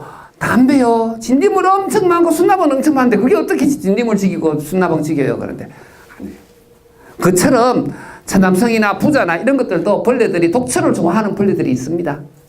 어쩔 수 없는 거예요. 자, 협죽도요. 제주도 가면 많죠. 유화도라고 하는데 정원수도 우리 쪽에는 정원수도 많이 합니다. 이거는 여기서는 재배 안 돼요. 그래서 여러분들한테 제안 드리고 싶은 거예요. 사실요, 할미꽃이나 고삼이나 사라곡이나 이런 것들을 여러 군데서 재배해보고 이제 다음에 우리가 해야 될 게 어느 지역에서 재배한 게 가장 독이 월등한지를 우리가 시험해 봐야 돼요. 여러분들 할미꽃이 제주에서 재배하는 거랑 강원도 우리 생산지가 있는 양구에서 재배하는 거랑 독성이 틀릴 수 있어요. 인삼도 그렇잖아요. 인삼 약효가요. 실제로 우리 고성에서 재배하는 뭐 2배, 꽃배 인삼이라고 얘기합니다. 약효가 2배래요. 그래서 시중에 팔리는 것도 2배 비싸게 팔려요. 사포닌 성분이 금산이나 이런 쪽, 풍기나 이런 쪽에서보다도 오히려 약효가 그만큼 많다라고 증명을 합니다. 그래서 이런 것들도 할미꽃이나 고삼이나 이런 우리 성분들이 이제 시험해 봐야 될 게 그거예요. 어디서 재배하는 게 가장 독성이 강한지, 살충력이 뛰어난지 나타나면 거기 집중적으로 몰아줘야죠. 우리 2층 생산자들이 몇 농가 한 50농가 먹이 살 수 있잖아요. 굳이 우리가 끝까지 이런 것이 다 재배할 건 아니라 어떤 공동체는 할미꽃 재배하고 독성이 가장 뛰어난 공동체면 어떤 공동체는 보삼을 재배하고 그럼 우리 그거 갖다 쓰고 우리 농가 몇 농가 한 2천 농가가 50농가 먹이 살리면 그것도 상수하는 거잖아요.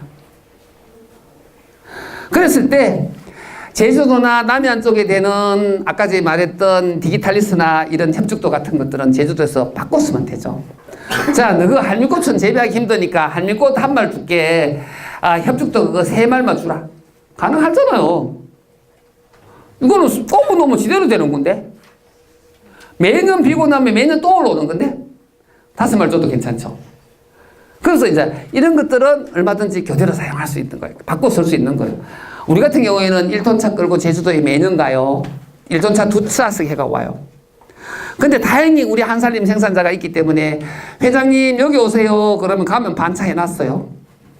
그럼 우리 식구들 가고 반차 해갖고 술 먹고 오는 거예요. 근데 그게 전국에 다 필요하면 제주도도 이것도 이제 밭둑이나 가수원 뚝에다가 재배를 해야 되는 거예요. 필요하면. 자, 그 다음에 석산입니다. 맞죠?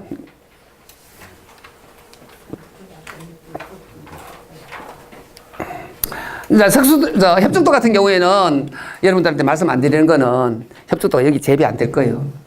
자, 남해안 일부, 제주도밖에 안 돼요. 예. 석산 꽃무렵이에요. 자, 석산 궁금하시죠? 이런 거예요. 사진이.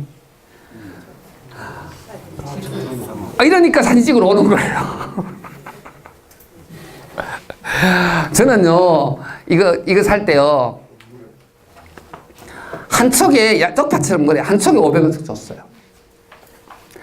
아니, 불갑사나 서남사 같은 전라도 가면 엄청 많아요. 배낭 짊어지고 가고, 뭐, 한 배낭 뽑아오는 건 일도 아닌데, 혹시나 걸리면 200만원 벌금하고, 창피스럽게 생산자 회장이 거기 가서, 뭐, 산야초 패다가 뭐 어쩌고, 한 살림 망신나가 싶어가 못 간 거예요. 그래서 이제 아는 사람한테 했더니, 라면박스 한 박스에 돈이 100만원이더라고요. 이게 쪽파처럼 요만한 한 촉에 500원이니까. 그게 말씀만 잘하시면 뭐 조금 드릴 수 있습니다. 지금 500평이면 쪽을 내면 지금은 한 5,000평 심을 수 있는 양이에요. 한쪽만 심으면 1년 되면 10쪽 이렇게 되거든요. 자, 석산 같은 경우에 니코린이나 니코라니민 같은 성분들이 이게 독성을 조절합니다. 근데 이게 절 주위에 있는 불갑사나 서남사 같은 주위에 있는 이유가요. 예전에 절을 지을 때요, 조물 방지하기 위해서 기둥에다가 이게 석산을 찧어서 발랐대요. 그러면 조물 방지한답니다. 그러니까 충분하게 살충력이 있는 거죠.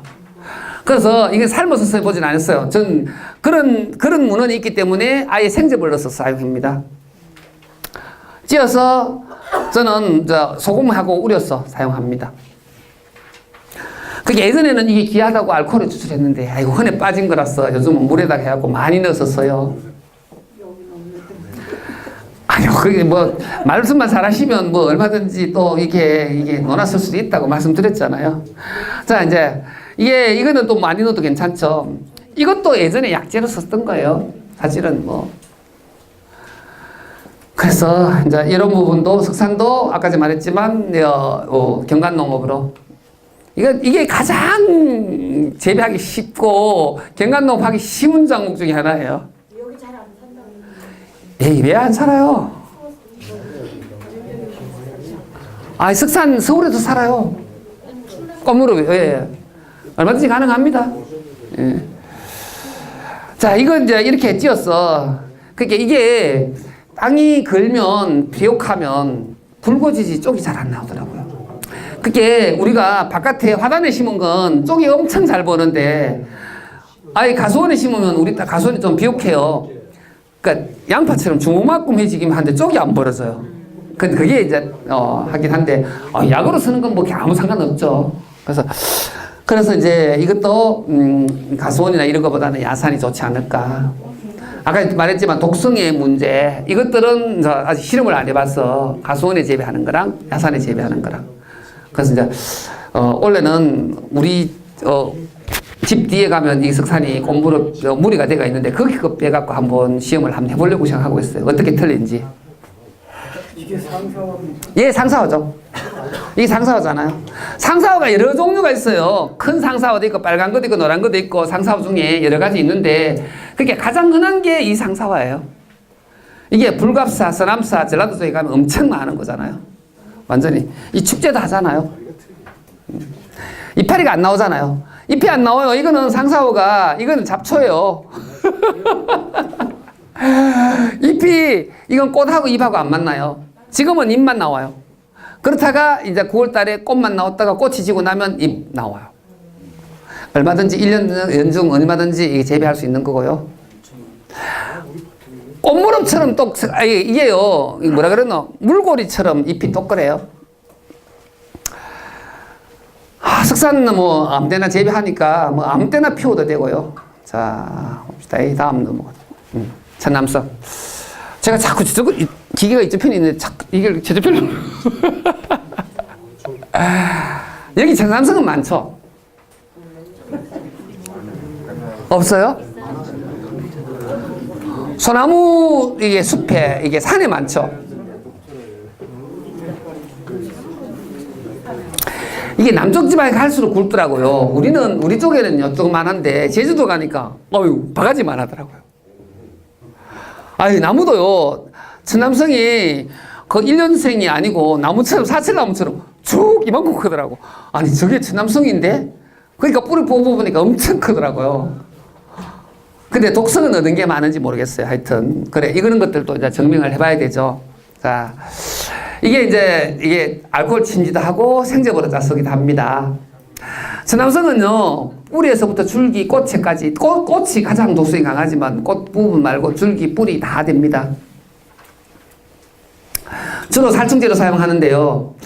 이게 이제 사람도 입에 대면 구토증상, A형은 사약으로 사용했다 그러죠. 졸림도 오고 구토증상 되고 호흡기 증상, 심장마비까지 오는 독초 중에 하나니까. 이게 이제 굉장히 사용 많다는 건데, 이게 재배가요, 이게 산성 토양이 잘 되는지, 어쨌든 산에서는 참 잘 자라는데, 이게 저희 저기 가면, 산에 가면, 한 배랑 배가 오는데 뭐 한 20분 하면 한 배랑 뽑아요. 뽑은데, 문제는 뽑고 작은 요만큼한 것들을 가져가고 집에다가 심어봤는데, 잘 안 굵어요. 산에처럼 잘 안 굵더라고요. 예, 엄지식물 같아요. 근데 이제 저희도 임지잖아요. 키 나무 밑에 심는데도 안 되더라고요.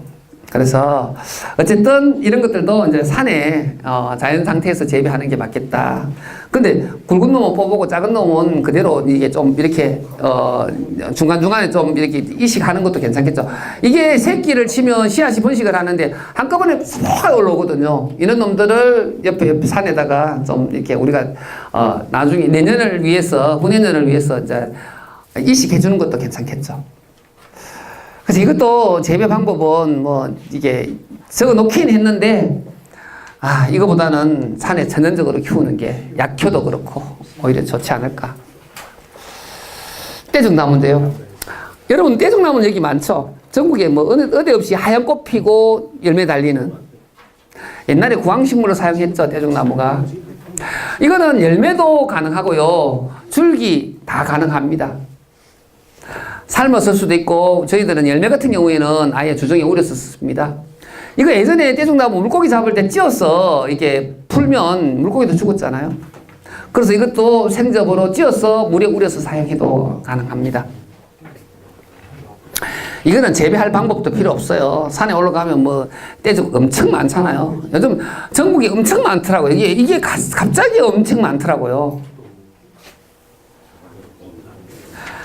이게 떼죽나무가 이게 유래가요. 왜 떼죽나무냐고 물었더니 이게 예전에는 구황식물로 이 열매를 따서 도끼로 우려내고 먹었대요. 그때 어떤 마을에 그냥 이걸 그냥 도끼를 덜 우려내고 독성분을 덜 우려내고 먹었대요. 그래서 때려 죽었다고 해서 동네 사람이 때려 죽었다 해서 떼죽나무라고 얘기했다. 그 사람이 죽일 정도면 엄청 이것도 한약재로 써요. 그게 왜 자꾸 한약재로 쓴다고 강조하는지 아세요? 아까 품질관리원에서도 그렇게 이야기했지만 여러분들 소비자들이 이 독성분을 살충제로 쓰면 우리는 안 해로워요. 그러면 뭐라고 대답하실 거예요, 여러분들? 그러니까요. 보약으로 먹는 게 잠시 그런 게 아니고, 자 이제 정확하게 합시다. 자, 사람도 보약도 사람이 많이 먹으면 어떻게 돼요? 독약이라 그러죠. 오히려 해로운 독약이라 그러는데 보약도 많이 먹으면 해로워요. 자, 사람 보약을 벌레한테 줬을 때 많이 먹으면 당연히 독약되잖아요. 자, 벌레랑 사람이랑 몇만 분의 1 차이 나는데 사람은 보약이지만 벌레는 독약입니다. 그래서 우리는 보약 정도 수준밖에 안 주기 때문에 사람 정도 먹어서는 괜찮습니다라고 이야기하죠. 우리가 50대 1, 100대 1, 500대 1로 차서 해석해서 쓰잖아요. 그건 맛이 더 괜찮아요. 하지만 주의하실 거 원액으로 드시면 큰일 납니다. 삼눈물 그대로 하기사 고3차 먹긴 하더라. 그죠? 저기 보면 방송 보면 고3차 먹잖아. 그 아까 제가 말씀드린 고참은 그런 독성분은 없어요. 없지만 그도 살충작용되는 거 보면 희한한 거예요. 그래서 이제 말 맞춥시다.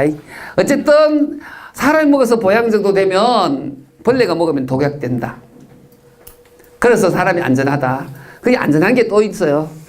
천연물질은요, 뿌리고 나면 바로 분해돼요. 우리가 뿌리고 바로 채취해가지고 농약 성분을 검사해봤는데 하나도 안 나오더라고요. 자, 떼죽나무 여러분들 아시지만 옛날에 비누로도 사용했대요. 이걸 빨래도 빨았대. 거품 이용해서.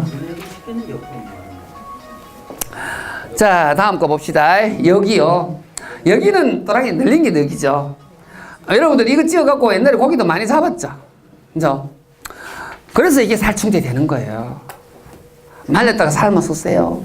생접으로 짜 쓰셔도 되고요. 이건 재배할 필요 없죠. 그죠? 긁어치는 게, 또랑이, 논또랑이 긁어치는 게 여기인데 여기 제거해주면 고맙다고 인사 드릴 거예요. 그죠? 안 그러면 제초제 들고 나설 건데, 그죠? 지금 이거 제초제 생기고 없어졌어요. 아, 그래요? 오, 그래요. 우리 쪽에는 많은데.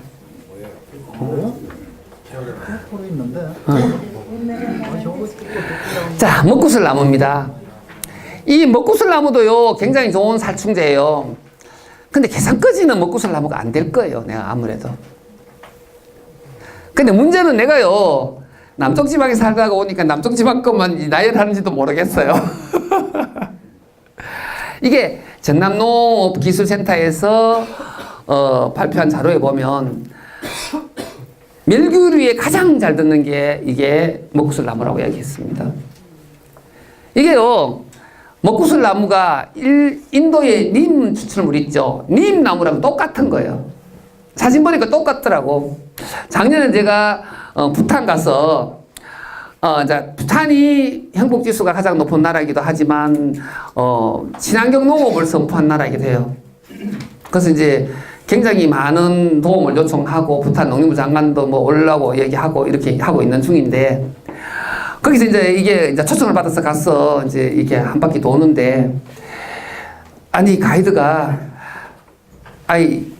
고추밭에 가다가 세워갖고 이걸 갖고 우리는 농약 방지한다는 거예요. 보니까 이게 먹구슬 나무예요. 그래서 우리도 그거 갖고 살충제 한다고 했더니 아 그러냐고. 근데 이것들은 열매도 좋고 이게 먹구슬 나무는 열매도 괜찮고 이제 줄기도 껍질도 이제 살충제로 사용합니다. 근데 이것도 이제 조금 제주, 경남, 전남, 남부 지방까지는 흔하게 있는 나무인데 이쪽에서는 못 봤어요. 우리 쪽에는 아예 동네에 정자나무로 사용하거든요. 이것도 은행처럼 벌레가 전혀 안 달라들어요. 그리고 굉장히 생성수예요. 그게 내는 이것도 여기서 재배해도 되지 않을까라는 생각이 들어요. 왜 그러냐면 울진도 재배를 하더라고요. 그게 씨앗이 전파가 안 돼서 그렇지 울진에 심었는데 울진이 된다 그러더라고. 그러면 계산도 되지 않을까? 위도가 울진하고 비슷하나? 안 해요? 울진이 더 따뜻해요. 춥지요. 아, 여기 더 추워요? 아, 바닷가니까 울진 따뜻하긴 하죠. 근데 이제 이것도 이제 어떻게 사용해야 될지는 제가 경남 농업 진흥원에서 추출한 방법들 이런 것들 사용한 방법들 이런 것들을 좀 전라남도에 있는 우리 한사람 생산자한테 좀 빼오느라 그러니까 잘 못 배워오네요. 아직까지 이것도 계산 기술센터에서 전라남도 기술센터에다가 좀 의뢰해서 조금 빼오세요.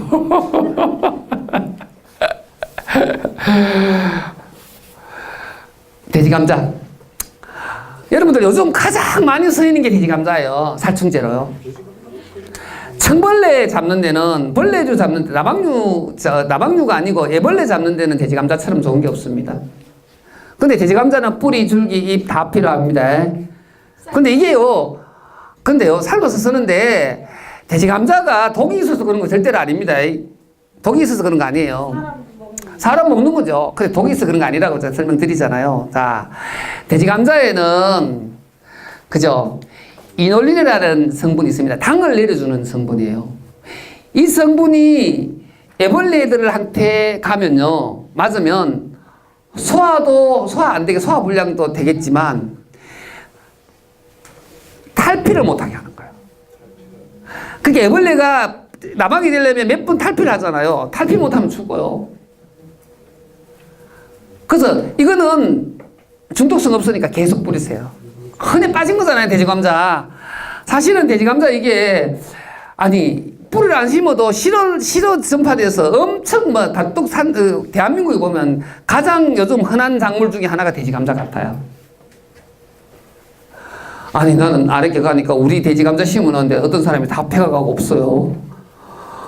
그게 뿌리가 몇 년 되놓으니까 뿌리도 잘 사더라고, 시장에 가니까.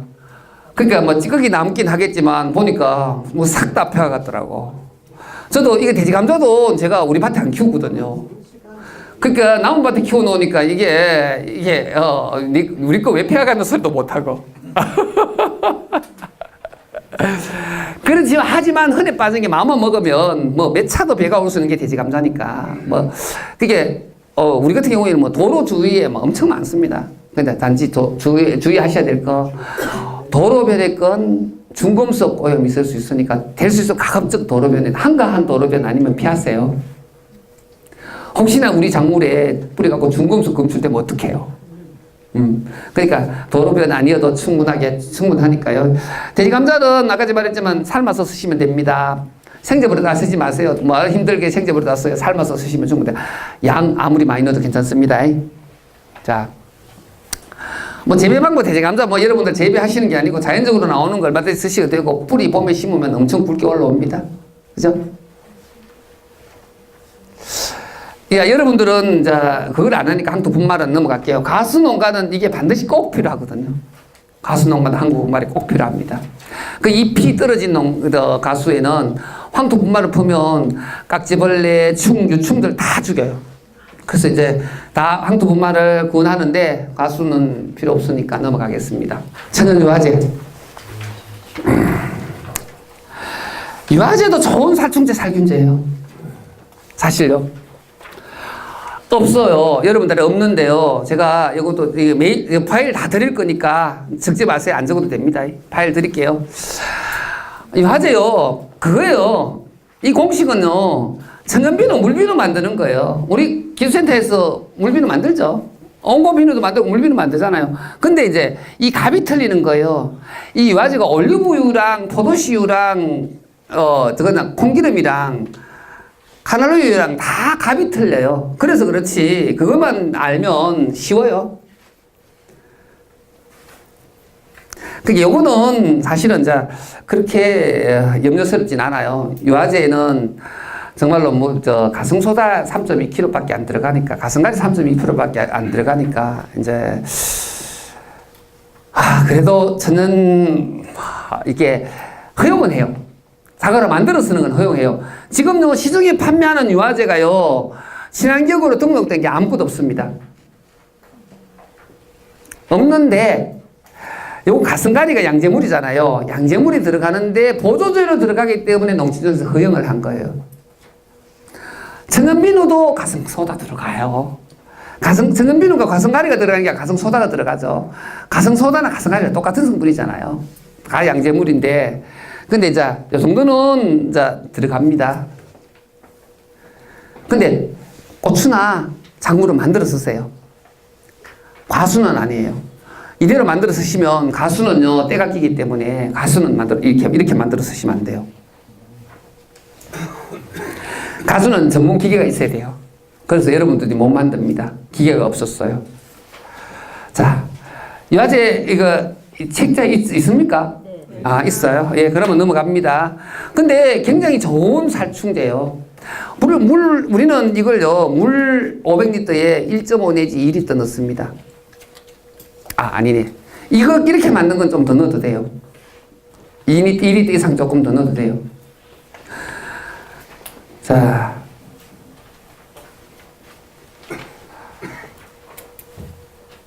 그게 주의할 거는 항토유황이랑 섞었으면 널룩이 질 수 있고 뭉치질 수 있습니다. 그래서 이제 여기에 이제 주의사항이고요. 넘어갑니다. 천연 살충제, 쑥. 우리가 이제 지금까지는 살충제를 이야기했는데 이제부터 살균제예요. 쑥도 굉장히 좋은 살균제 중에 하나입니다.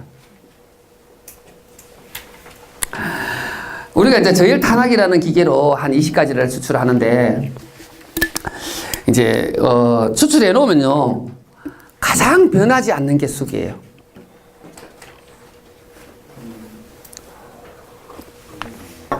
자, 봄에 나오는 쑥 어때요? 우리 나물로 먹죠. 약쑥 만들 때는 언제 만들죠? 예, 보통 단오 전 3일 후 3일 넣었다 우리가 만들죠. 약쑥은 우리는 독이 필요하잖아요. 더 독한, 약보다 더 독한 독이. 그게 한여름에 우리가 모기 쫓을 때 한여름에 쑥을 채취해서 말려서 모기불 피우죠. 쑥불을 피우잖아요. 그러면 우리도 한여름에 수확해서 채취해갖고 썰어서 말려놨다가 1년 내에 사용하시면 돼요. 내가 어제 쑥 삶으려고 보니까 다 줘버리고 없더라고요. 손이 보니까 내가 이제 필요한 것들이 여러 가지 만들어서 이제 우리 기술위원들한테 이게 돌려야 되는데, 쑥을 찾으니까 하나도 없어. 이게 쑥이 어디 갔지? 그러니까 우리 사무장이 형님이 다 날렸잖아요. 필요한 사람들한테 다 쏘아놓고 왜 쑥 찾아요? 그러더라고. 근데 쑥도 굉장히 좋은 살균제입니다. 살충작용도 합니다. 자, 재배하는 방법이 자조기. 자조기는 빨간 들깨예요. 이것도 살균제로 많이 사용합니다. 밭두개 많이 나요. 밭두개 납니까 이게요? 네, 나요. 농약 안 치는 게 많이 나요. 자조기인데? 네. 똑같은 거 나요. 재배했던 데겠죠. 맞아요. 재배했던 데 아니면 자조기가 날 수가 없죠. 빨간 들깨. 들깨신데 날아올 정도 아니죠. 그거하고 똑같은 게 지금 깻잎이랑 똑같아요. 빨간 색깔이고. 네. 자, 이것도 물에 침지든지 아니면 삶아 쓰시면 돼요. 근데 이것도 사실은 일본 같은 경우에 음식 변하지 말라고 넣는 약재예요. 첨가제예요. 음식 변하지 말라고. 그 매실 뭐라 그럽니까? 뭐 만든다 그때 일본 음고시 만들 때 이거 반드시 들어가거든요. 그 살균제 성분 되는 건요 이런 거예요. 음식 상하지 말라고 넣는 것들, 변하지 말라고 넣는 것들, 이런 게 살균제로 쓰입니다. 그러니까 쑥 같은 경우에는요 정말로 배탈 났을 때 찌어 먹으면, 저벌레 먹으면 배탈 났을 때 식중독이에요. 직방이에요. 익모초랑 쑥 한 3분의 2 넣고 익모초 3분의 1 넣고 같이 찌어갖고 믹서기에 갈아갖고 생즙 넣고 한번 드셔보세요. 급할 때는요 아프고 떼글떼글 부는 사람도 한 그릇만 마시고 나면 그것도 갑니다. 그리고 쑥이요 지을 때도 굉장히 좋습니다. 여러분 아셔야 될 게, 혹시나 농작업 하다가 이게 다쳤다, 손을 비었다, 낫을 비었다 할 때요 쑥, 보드라운 쑥 따서 이게 비벼갖고 붙이세요. 완전히 피가 바로 지혈됩니다. 제가 이게 짝두를 갖고 장난치다가 이 짝두를 눌려버렸어요. 그냥 슬쩍 이게 검이 갔는데 이 발목 안 끊이기 천만 다행이죠. 근데 막 완전히 막 이만큼 벌어져 갖고 처음에 허옇게 벌어진 거예요. 그렇게 우리 어머님이 막 그냥 쑥을 비벼갖고 탁 붙이더라고. 그 피가 전혀 안 나오고 그냥 멈춰버리더라고요. 병원에 갔더니 이게 감염돼갖고 발도 꺼내야 되는데 에서부터 태백이 얻어먹었는데, 근데요 쑥 붙이고 나면요 부작용이 없어요. 아예 이게 쑥이 살균력이 그만큼 뛰어나는 거죠. 부작용이 없어요. 덧나는 거 없습니다. 저 상처 많아요. 발에서부터 손톱에서부터 손목에서부터 막 어마어마한 건데 그냥 응급처치는 다 쑥으로 했어요. 근데 희한하게 정말로 이게 덧나는 거 한 번도 못 봤습니다. 자, 상비약입니다. 자조기, 어성초. 여러분 어성초도요 좋은 살균제입니다. 이게 재배하면 없어질 때까지, 안 없어져서 탈이죠. 요즘 이게 탈모제로도 또 이게 자조기하고 이 어성초하고 또 뭐 한 가지죠? 녹차하고 세 가지가 탈모제로도 엄청 이게 각광을 받더라고요. 그렇죠. 어성초는 재배하는 방법 쉬워요. 아무 때나 떼다가 심으면 이게 제초제 치기 전에는 안 없어집니다. 뿌리 한번 붙였다 그러면. 근데 이것도 냄새가 지독하기 때문에 살충 역할도 한다라고 하다. 쫓는 깊이 영상도 있습니다. 방아 같은 경우에도 역시 마찬가지예요. 냄새 때문에 좀 살균작이고요. 이것도 이제 우리 남부지방에는요 방아잎을 꼭 음식에 넣어요. 이게 변하지 말라고 넣는 거예요. 그래서 이거 살균제뿐만 아니라 이것도 방향제로 살충작용도 할 수 있을 거예요. 박하, 아까 말했던 민트 종류, 허브 종류도 얼마든지 살균작용 합니다. 이것도 살충작용도 하고 살균작용도 하니까 이게 쉽게 좀, 그래서 유화제 만들 때 이런 것들을 향을 넣어서 만드는 방법도 있고요. 추출했어요. 자, 이런 것도 알침춘지하고 은행, 녹차. 녹차도요 제가 굉장히 좋은 살균제로 이용합니다. 이건 이제 여기까지 녹차 재배 안 하죠. 재배하는데 여름 되면요 싹 깎습니다. 그때 가면 얼마든지 얻어올 수 있으니까 얻어와서 그늘에 말렸다가 물에 우려서 사용합니다. 살균제로 사용하거든요. 그래서 이제 녹차도 씨앗을 재배하면 되겠죠. 여기까지 녹차가 되는지 그건 모르겠네요. 안 돼요.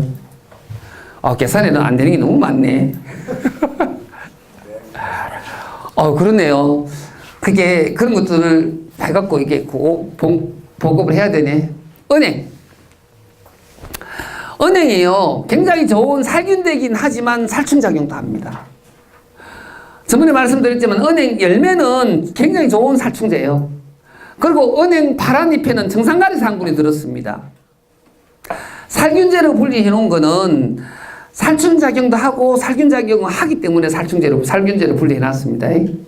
근데 사실은요 이거는 생제보로 따 쓰기도 하고 물에 중탕해서 쓰기도 하는데요.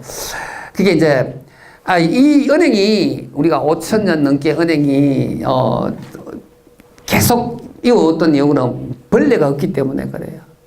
벌레 안 먹는 식물들은 다 살충제 돼요.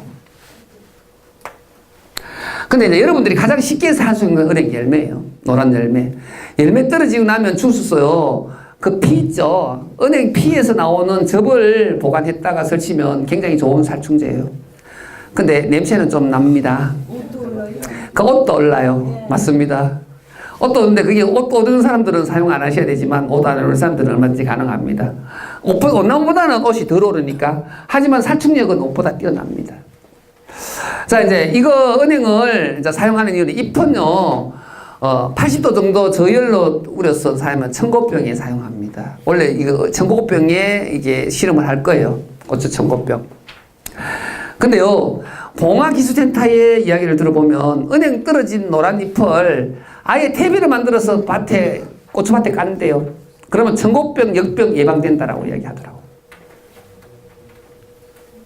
시험을 했는데 청고병 예방된다라고 하더라고. 은행이 많잖아요. 요즘 가로수 천신나 은행 잎이더라고. 근데 많이 안 다니는 데는 사용해도 괜찮을 거예요. 예. 옷나무. 옷도 참 이것도 좋은 살충제고 살균제예요. 이게 진딧물의 특효약이에요. 옷도 삶아 쓰시면. 근데 또 어떤 이야기를 들어보면 푹 오래 꼬우면, 고열에 오래 꼬우면 옷을 안 탄다고 이야기하더라고. 그래서 이거는 나무를 잘라서 삶아 쓰시는 거죠. 그죠? 어떻게 벗겨서 쓰면 안 돼? 되죠. 왜 안 돼요? 모든 거 다, 옷은 다 된다고요. 예. 아니, 그거 자르니까 또 다시 세상에 올라오던데요? 그러니까 가지 좀 잘라가 쓰고.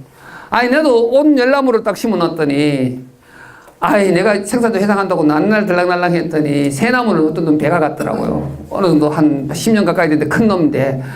근데 없어진 줄 알았더니, 배고 가니까, 배 놓으니까 두 개, 세 개가 올라오더라고, 옆에. 그래서, 배가 약하려고 배가 가는 놈 잘 먹고 잘 살아라 하고, 별로 욕 안 했어요. 여기서 또 올라왔네? 안 올라왔으면 내가 그냥 태백이를 했을 건데, 올라왔었기 때문에 욕을 안 했습니다. 근데 그거 은행하고 같이 섞어서 해도 돼? 괜찮겠죠? 괜찮습니다. 예. 자, 옷나무는 여러분들 아시다시피 그게 좀 오래 따르면, 고열로 따르면 옷이 안 오른다고 이야기하니까. 근데 옷 조금 오르는 사람들은 쓰지 마세요. 저 같은 경우는 만지도 괜찮아요. 먹어도 괜찮고. 마늘. 정말 마늘은요, 좋은 살충제이기도 합니다. 살균제뿐만 아니라 나방류 잡는데도 엄청 좋습니다. 마늘이요. 노린재 같은 경우에요, 마늘 생즙을 쪄서 쓰면 노린재가 도망갑니다. 냄새가 지독스럽기 때문에요. 그러니까 우리는 저일탄하게 우려서도 쓰기도 하고, 또 이제 생즙을 짜서 쓰기도 하는데, 마늘이 살균력이 뛰어난다고 느낀 건, 우리가 마늘을 추출하면 저일탄학이라는 기계가 있는데 거기에 추출하면요, 물을 한 방울 안 넣고 그냥 그대로 마늘에서 액을 추출합니다. 추출하면 80%가 다 유정란 키우는 사람들이 가져갑니다. 유정란 키우는 사람들이 그게 병충해, 이게 호흡기 질환도 맞고 이렇게 알도 노랗고 이런 이야기를 하면서 거의 80%가 유정란 키우는 사람이 그 소독약으로 가져가거든요. 물 타서 먹이는 거예요. 그런 거 봤을 때 정말로 참 좋은 살균제 역할을 하겠다. 그래서 이게 삶아서 알코올의 추출, 이거는 내가 잘못했네요. 알코올 침지 아닙니다. 알코올이 침지하면 마늘이 이상하게 변해버려요. 침지한다면 소주 정도 돼야 돼요. 소주. 알코올이 침지하는 건 아닙니다. 껍데기를 까죠. 그냥 농약으로 쓰는 거 왜 껍데기를 까요? 그냥 지근지근 찍어갖고 물에 구게 쓰죠. 저희들은 생마늘을 비싸니까 아예 생마늘을 쓰는 게 아니고, 우리 영천에 가면 우리 한살림 마늘 박피 공장이 있어요. 거기에 못 쓰는 거 아주 작은 거 하고 조금 이게 흠 있는 거 못 쓰는 거 주라 그래도 그것도 1kg에 3,500원, 4,000원이에요. 그걸 구해다가 써요. 어제도 그걸 약을 1톤 짜놓고 왔어요. 마늘을 우리가 1톤, 2톤 이렇게 짜갖고 거의 대부분이 다 키우는 사람한테 가요. 근데 마늘 성분이 알라시나는 성분이 좋은 살균 역할도 하고 살충 효과도 합니다. 진딧물, 나방류 굉장히 잘 듣는 성분이에요. 저는 가장 많이 쓰는 게 이 마늘이에요. 이 비싼 마늘 어떻게 쓰나 여기 말씀드리죠. 다 키우는 거 외에는 어떤 게 있나 하면 가끔 가다가 마늘 창고가 냉동 창고가 아예 얼어버린 창고가 있어요. 얼어서 못 쓰는 창고. 그러면요, 공짜로 갖고 오잖아요. 이거 갖고 짜는 거예요. 어떤 데는 뭐한 5톤씩, 맨날 수액만 5톤씩 짜나요. 10톤도 짜고. 이랬을 때 이제 이걸 갖고 몇 년 쓰는 거예요. 근데 엄청 독해요. 자, 진지물농약요. 여기에요, 가장 메뉴 거, 여기 없을 거예요. 없는데요. 여러분들 없습니다. 없는 것 중에 요거요. 자, 이제 메뉴의 거. 요구르트 10병 까였고요. 한방 고등어 액비 3분의 1컵, 매실 액기스 3분의 1컵, 한방 액기스 3분의 1컵 넣고 이제 하룻밤 숙성기가 쳐보세요.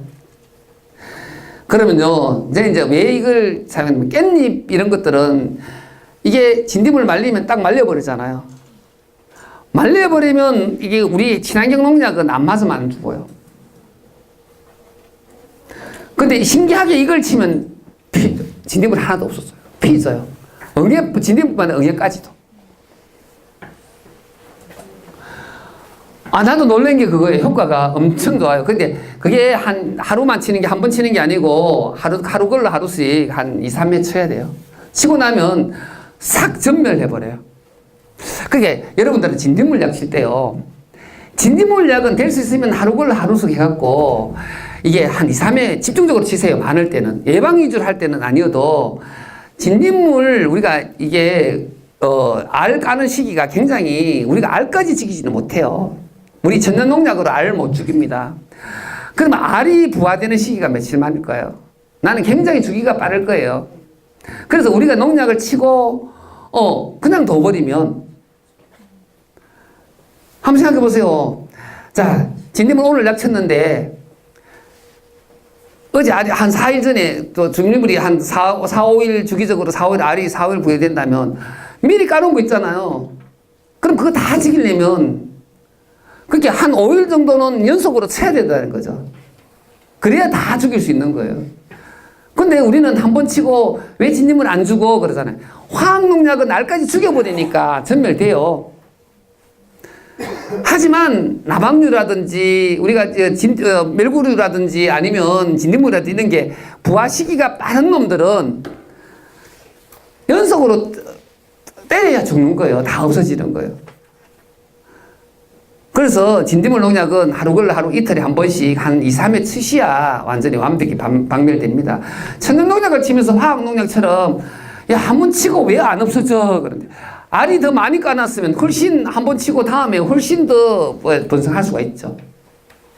이것도 이제 우리 시험을 어떻게 하나 하면 아까 말씀드렸지만 여러 가지 약재를 주면서 데이터 낼 거예요. 그래서 내년은 사실은 진딧물 방지하기 어떻게 가장 좋을 건지 여러 방면에서 실험하니까 복숭아는 뭐 마늘이랑 뭐 자라공 주고 또 고추는 뭐 딴 것들 주고 해서 20여 가지를 진딧물에 방제 다 할 거예요. 진딧물 방제되면 은간한 병충해들은 벌레들은 방제가 되거든요. 그래서 이제 이런 실험하니까 내년에 기대하세요. 자, 식용유비누 이것도 뭐 그냥 넘어갑시다. 별로 중요한 거 아니까. 황토유황. 여러분들한테는 이게 안 넣었어요. 황토유황 만물에 안 넣는 이유 중에 하나가 우리 소비자가 봤을 때 황토를 25kg 녹이는데 양재물을 20kg 넣었을 때 이게 과연 친환경 농약으로 인정할 수 있을까라는 생각 때문에. 그래서 이 책자가 가면요, 내역 발견되면 소비자한테 다 가는 거예요. 농산위원들한테 다 가는 거예요. 그래서 소비자들한테는 이 부분은 될 수 있으면 좀 마음이 끄름직했어. 양재물을 20kg 넣는데 라고 이렇게 아는 사람들은 안다고요. 그래서 이거는 여러분 책자에는 안 넣습니다. 근데 이것도 굉장히 좋은 살균제, 살충제 역할을 합니다.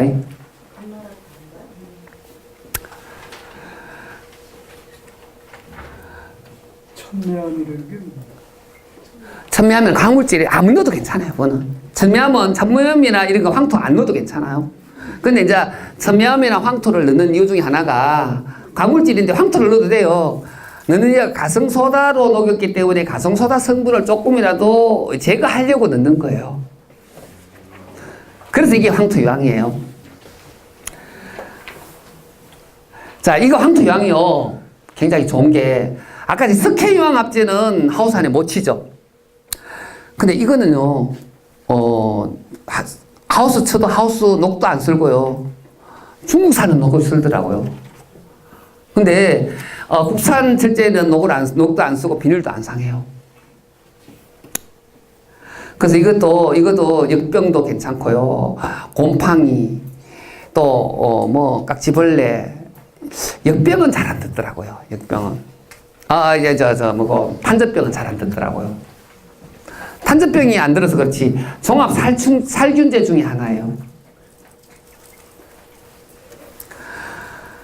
자, 저희들은 이걸, 펩시 소독했습니다. 펩시 온탕, 열탕 소독이 아니고, 펩시에 물 20리터에 황투유황 200cc 정도 넣었어요. 근데, 여러분들이 만드시면 200cc 더 넣어야 돼요. 한 400cc 가까이 넣어야 돼요. 이게 여러 가지, 이제, 넣어갖고 48시간 담궈놨다가 씻어갖고 발화시키면 돼요. 그러면 뭐 이런 기다리병이나 이런 거 없어져요. 그래서 우리 생산자들은 대부분 다 이거 이용합니다. 산청이나 아산 다 이용합니다. 그러면 열탕, 온탕 채취 안 해도 돼요. 그것뿐만 아니고요. 우리는 마늘 소독도 이걸로 하고요. 물 500에 2리터 넣어서 물 500에 2리터 넣어서 마늘에 한 서너 시간 담궜다가 침지했다가 우리가 고자리파리 방지할 방법 없잖아요. 그래서 심기도 하지만 혹시나 고자리파리 있다고 생각하면 2리터 넣어서 관주를 해버립니다. 아예 적게. 그것뿐만 아니라 우리 이병현 대표님 같은 경우 회장님 지금 새로 온 회장님 같은 경우에는 아예 이게 양파에 그게 무슨 병이죠? 균핵병이나 이런 것 때문에 예방을 아예 합니다. 한두 번 정도. 물 500에 2리터인지 3리터 넣고 푹 줘버립니다. 그래서 작년 같은 경우에 한 2년 정도 대박 났다고, 회장님 덕분에 대박 났어요. 회장 시킨 대로 해갖고 그러면서, 과가요, 우리 총회에서 이야기했죠. 뭐 몇 그램, 400g 이상 되는 거는 우리 한 살림은 안 받아준다나, 어쩐다나. 그게 6톤 나왔대요. 그래서 내가, 아니, 그러면 대박 난 게 아니라 망했죠? 6톤 나왔으면 어떡해요? 회장님 모르시는 말씀. 그게 6톤 나왔다면 수량이 얼마나 나온지 아세요? 그래요? 그게 말이 되는 거예요. 작은 게 안 나오고 다 가가 굵었다는 거잖아. 400g 이상짜리가, 그래서 2년 동안 정말로 대박 났다고 이야기 하더라고. 딴 집은 병이 들었든 말든 자기는 병 하나도 안 들고, 정말로 400g 이상짜리가 양파. 400g 이상짜리가 이 정도로 대박 났다고. 그래서 이게 항토유황이요. 굉장히 다양하게 쓰입니다. 살균 역할도 하고, 살충 역할도 하고. 자, 이제 항토라는 게, 유황이라는 게요, 사실은 영양제예요. 고추 같은 경우에는요, 유황이요, 질소 이상 가리보다 유황이 훨씬 좋아하는 작물이에요. 성분이에요. 그래서 유황 많이 치세요. 예? 이건 아니에요. 괜찮아요. 스키 유황하고 틀린다니까요. 그러니까 이게 우리 하절기에 쓰게 만들어진 그거예요. 유황이에요. 하절기에. 동절기가 아니고. 근데 요즘은 동절기에도 씁니다. 우리 같은 경우에는 아예 목매 시비까지 해버리죠. 아까 이야기했지만 우리가 잎마늘을 많이 하거든요. 잎마늘을 심어놓고 고자리파리 때문에 아예 관주를 해버립니다. 물 5리터에 한 말 탁 넣어갖고 아예 막 그냥 500평 그냥 관주를 뿌려버립니다. 그냥 푹 적게.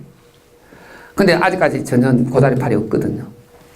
그래서 이것도 이제 잘만 이용하면 굉장히 좋은 약재 중에 가장 값싸고 좋은 약재 중에 하나예요. 근데 이게 이제 주의해야 될 점이 있어요.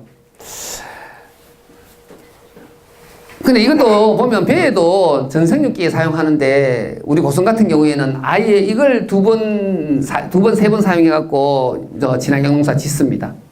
우리 단지가 우리 고성은 이제 계산에 여러분들한테 말씀드리면 좀 부러워할 대상 중에 하나예요. 우리는 친환경 농업의 지원이 굉장히 많습니다. 친환경 약재 거의 뭐 한 70% 벼농사 짓는데 뭐 한 70%인데요. 사실은 그 돈으로 농사 짓습니다. 지원받는 걸로.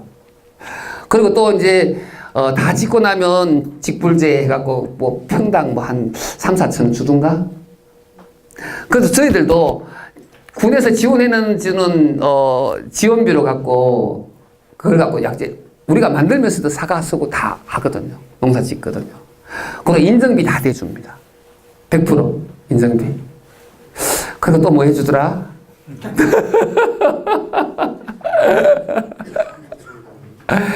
그러니까 친환경의 지원은 굉장히 많이 해줘요.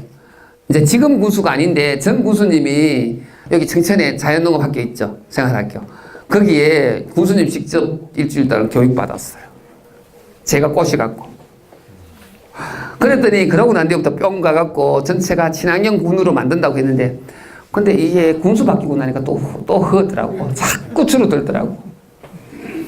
그래서 군수를 잘 뽑아야 되더라고요. 친환경 농사 짓는데 지원은 몇 프로 해줄 거냐, 얼마나 해줄 거냐, 이런 것들도 사실은 군수 뽑기 전에 사실은 이제 이게 농정 대체 이게 좀 이게 같은 앉은 자리에서 좀 듣는 그런 자리도 있어야 될 것 같다는 생각입니다.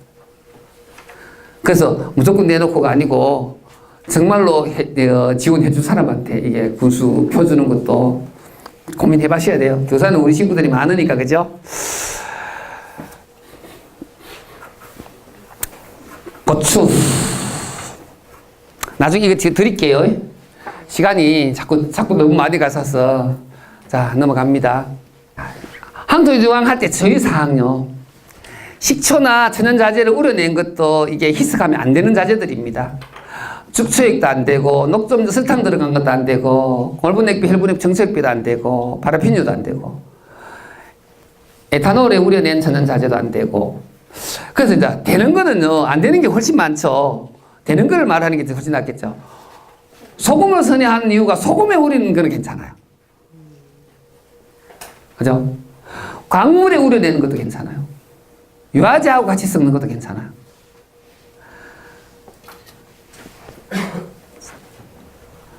그래서 이제 이런 것들은 괜찮으니까 희석할 수 있는 게 그게 항토유황 같은 경우에는 단독으로 쓰는 게 가장 효과적입니다. 주의해야 될 거요. 물이 굉장히 중요합니다. 물이요. 우리가 해석에 쓰는 물이요. 황토유황을 넣었을 때 뿌원색이 되면 그 물을 쓰지 마세요. 알칼리성이 많아서 효과가 떨어집니다. 차라리 빗물 받아 쓰세요. 아니면 또랑물 쓰시든지. 또랑물도 허옇다고 하면 어쩔 수 없이 빗물 받아 쓰셔야 되고요. 넣었을 때 유황 색깔이 고유히 나는 정말 노란색이나 파란색 그냥 유황 색깔이 그대로 있는 그게 가장 효과적입니다. 효과를 많이 받습니다. 그래서 황토유황을 쓰면서 어떤 분들은 나는 안 돼. 물 탓이에요. 심지어 어떤 농가들은요, 어떤 우물은, 지하수는 황토유황을 타면요, 알칼리성 많은 그 물들은 이게 하얗게요, 알갱이까지 뭉치지는 농가도 있습니다. 우리는 토양수에서는 굉장히 많이 하거든요. 이걸 갖고, 하는데, 어떤 농가는 아예 관주하는 시스템이 다 막혀버려요. 그 알갱이 때문에. 그래서 될 수 있으면 물을 굉장히 중요합니다. 효과도요, 정말 엄청 뛰어납니다. 자, 이제 다 돼 가는데요. 이제 시간이 5분밖에 안 남았거든요. 자, 우리가 이제 어떤 게 천연 살충제로 쓰이는지, 어떤 게 이제 살균제로 쓰이는지 말씀드릴게요. 살충제에 쓰이는 거는. 여러분들이 가장 좋은 살충제는 여러분 지역에 나는 옛날에 신경통약이에요. 우리 지역 어르신들이 쓰던 신경통약. 자, 말씀드렸잖아요. 자, 사람이 신경통이 진정될 정도면 예전에 신경통약이 원인 치료하는 거 아니잖아요. 일시적으로 마비시켜주는 증상들, 이런 거거든요. 그러면 사람이 신경이 마비될 정도라면 벌레들은 가죠. 가장 좋은 살충제가 신경통약. 그리고, 고기 잡던 것들. 또 그 다음에 이제, 예전에 엄마들이 애기도 뗐다 그러죠. 하늘 수박이나 이런 걸 먹고 드시고 그런 것들도 자 사약으로 썼던 것들 이런 것들이 가장 좋은 살충제고요. 살균제는 아까 말했지만 음식을 부패하지 않게 하기 위한 그런 것들 그런 게 살균제고요. 또 이제 독초는요 이게요 그냥 이게 나열했지만 문제는 뭐고 하면 우리 천연농약도 내병성 생깁니다. 똑같은 거 3번 치면 안 돼요. 2번째까지는 듣는데 세 번 치면 안 듣습니다. 그래서 여러 가지 만드는 이유 중에 하나가 자, 내병성을 극복하기 위해서도 여러 가지 만듭니다. 자, 우리가 자젤은 3가지밖에 못 만드는데 1년 동안 3가지를 바꿨으면 몇 번 못 쓰잖아요. 그러면 어떤 방법으로 쓰냐? 독은요, 혼용할수록 훨씬 독이 더 강해집니다. 아무리 독초라도 독초를 한 가지 쓰는 것보다는 3가지를, 아무리 독초 1리터 쓰는 것보다 3가지를 섞어서 1리터 만드는 게 훨씬 독이 강합니다. 그래서 이제 강할 때, 강하면서도 내병성 안 생기게 해서, 자, 우리 가장 강한 할미꽃, 고삼, 자래공, 이렇게 3가지 주위에서 가장 흔하게 쓸 수 있는 자재라고 생각하면, 자, 요번에는 할미꽃을 50% 넣고, 고삼을 30% 넣고, 자래공을 20% 넣었다고 하면, 다음에는 거꾸로 역순위로 20% 넣었던 자리공을 50% 넣고 가장 많이 넣었던 할미꽃을 30% 넣고 또 30% 넣었던 고3을 20% 넣고 이렇게 바뀌어가면서 쓰면 3가지를 만들어도 10번 가까이는 섞어 쓸 수 있는 거예요. 내병성 안 생기게. 그 방법 중에 하나예요. 그리고요, 적정량을 이렇게 말을 해놨지만 우리가 삶아 쓴다든지 생접을 사 쓴다든지 이런 것들은요, 아무리 많이 넣어도 약해 안 납니다. 약해 묻지 마세요. 그게 삶아서 쓰는 거랑 생접을 짜 쓰는 거는 그 식물에 있는 순수한 우리가 전혀 뭐 설탕이나 식초나 이런 거 안 들어가기 때문에 화학적 반응이 없습니다. 그죠? 그래서 변하지 않는 순수한 식물의 미네랄이에요. 미네랄이기 때문에 아무리 많이 넣어도 약해 없습니다. 알코올에 우린 것도 보통 한두 말 넣어도 괜찮습니다. 하지만 식초나 설탕에 넣은 것들은 많이 넣으면 반드시 탈납니다. 그래서 주의해야 될 건, 이제, 서면서 사실은요, 여러분들이 뭐 황토유황이라는 이런 것들을, 얼마나 넣으면 약해 안 납니까? 뭐 어쩝니다. 이렇게 질문하잖아요. 가장 좋은 방법은요, 내가 실험해보는 거예요. 여러분도 고추 있으면 한 고랑은 실험으로 놔두세요. 몇 포기만요. 스프레이로 얼마든지 전액도 한번 쳐보고, 정말로 뭐 25대1, 50대1, 100대1, 뭐 이렇게 한번 사용해보세요. 하루만 지나고 나면 약해 포시가 나는데, 그걸 전화해서 물을 이유가 없죠. 그래서 약해는 그렇게 증명하면 되고요. 자, 아까 말씀드렸지만, 이제, 어떻게 가장 좋은 게 혼용에 쓰는 거, 혼용에 쓰면서 내병성 안 생기게 만드는 거. 이것만 주의하시면 전환농약들 쓰시는데 문제 없을 거예요. 자, 시간이 다 됐으니까 이제 강의는 요만큼 하고 질문 받겠습니다.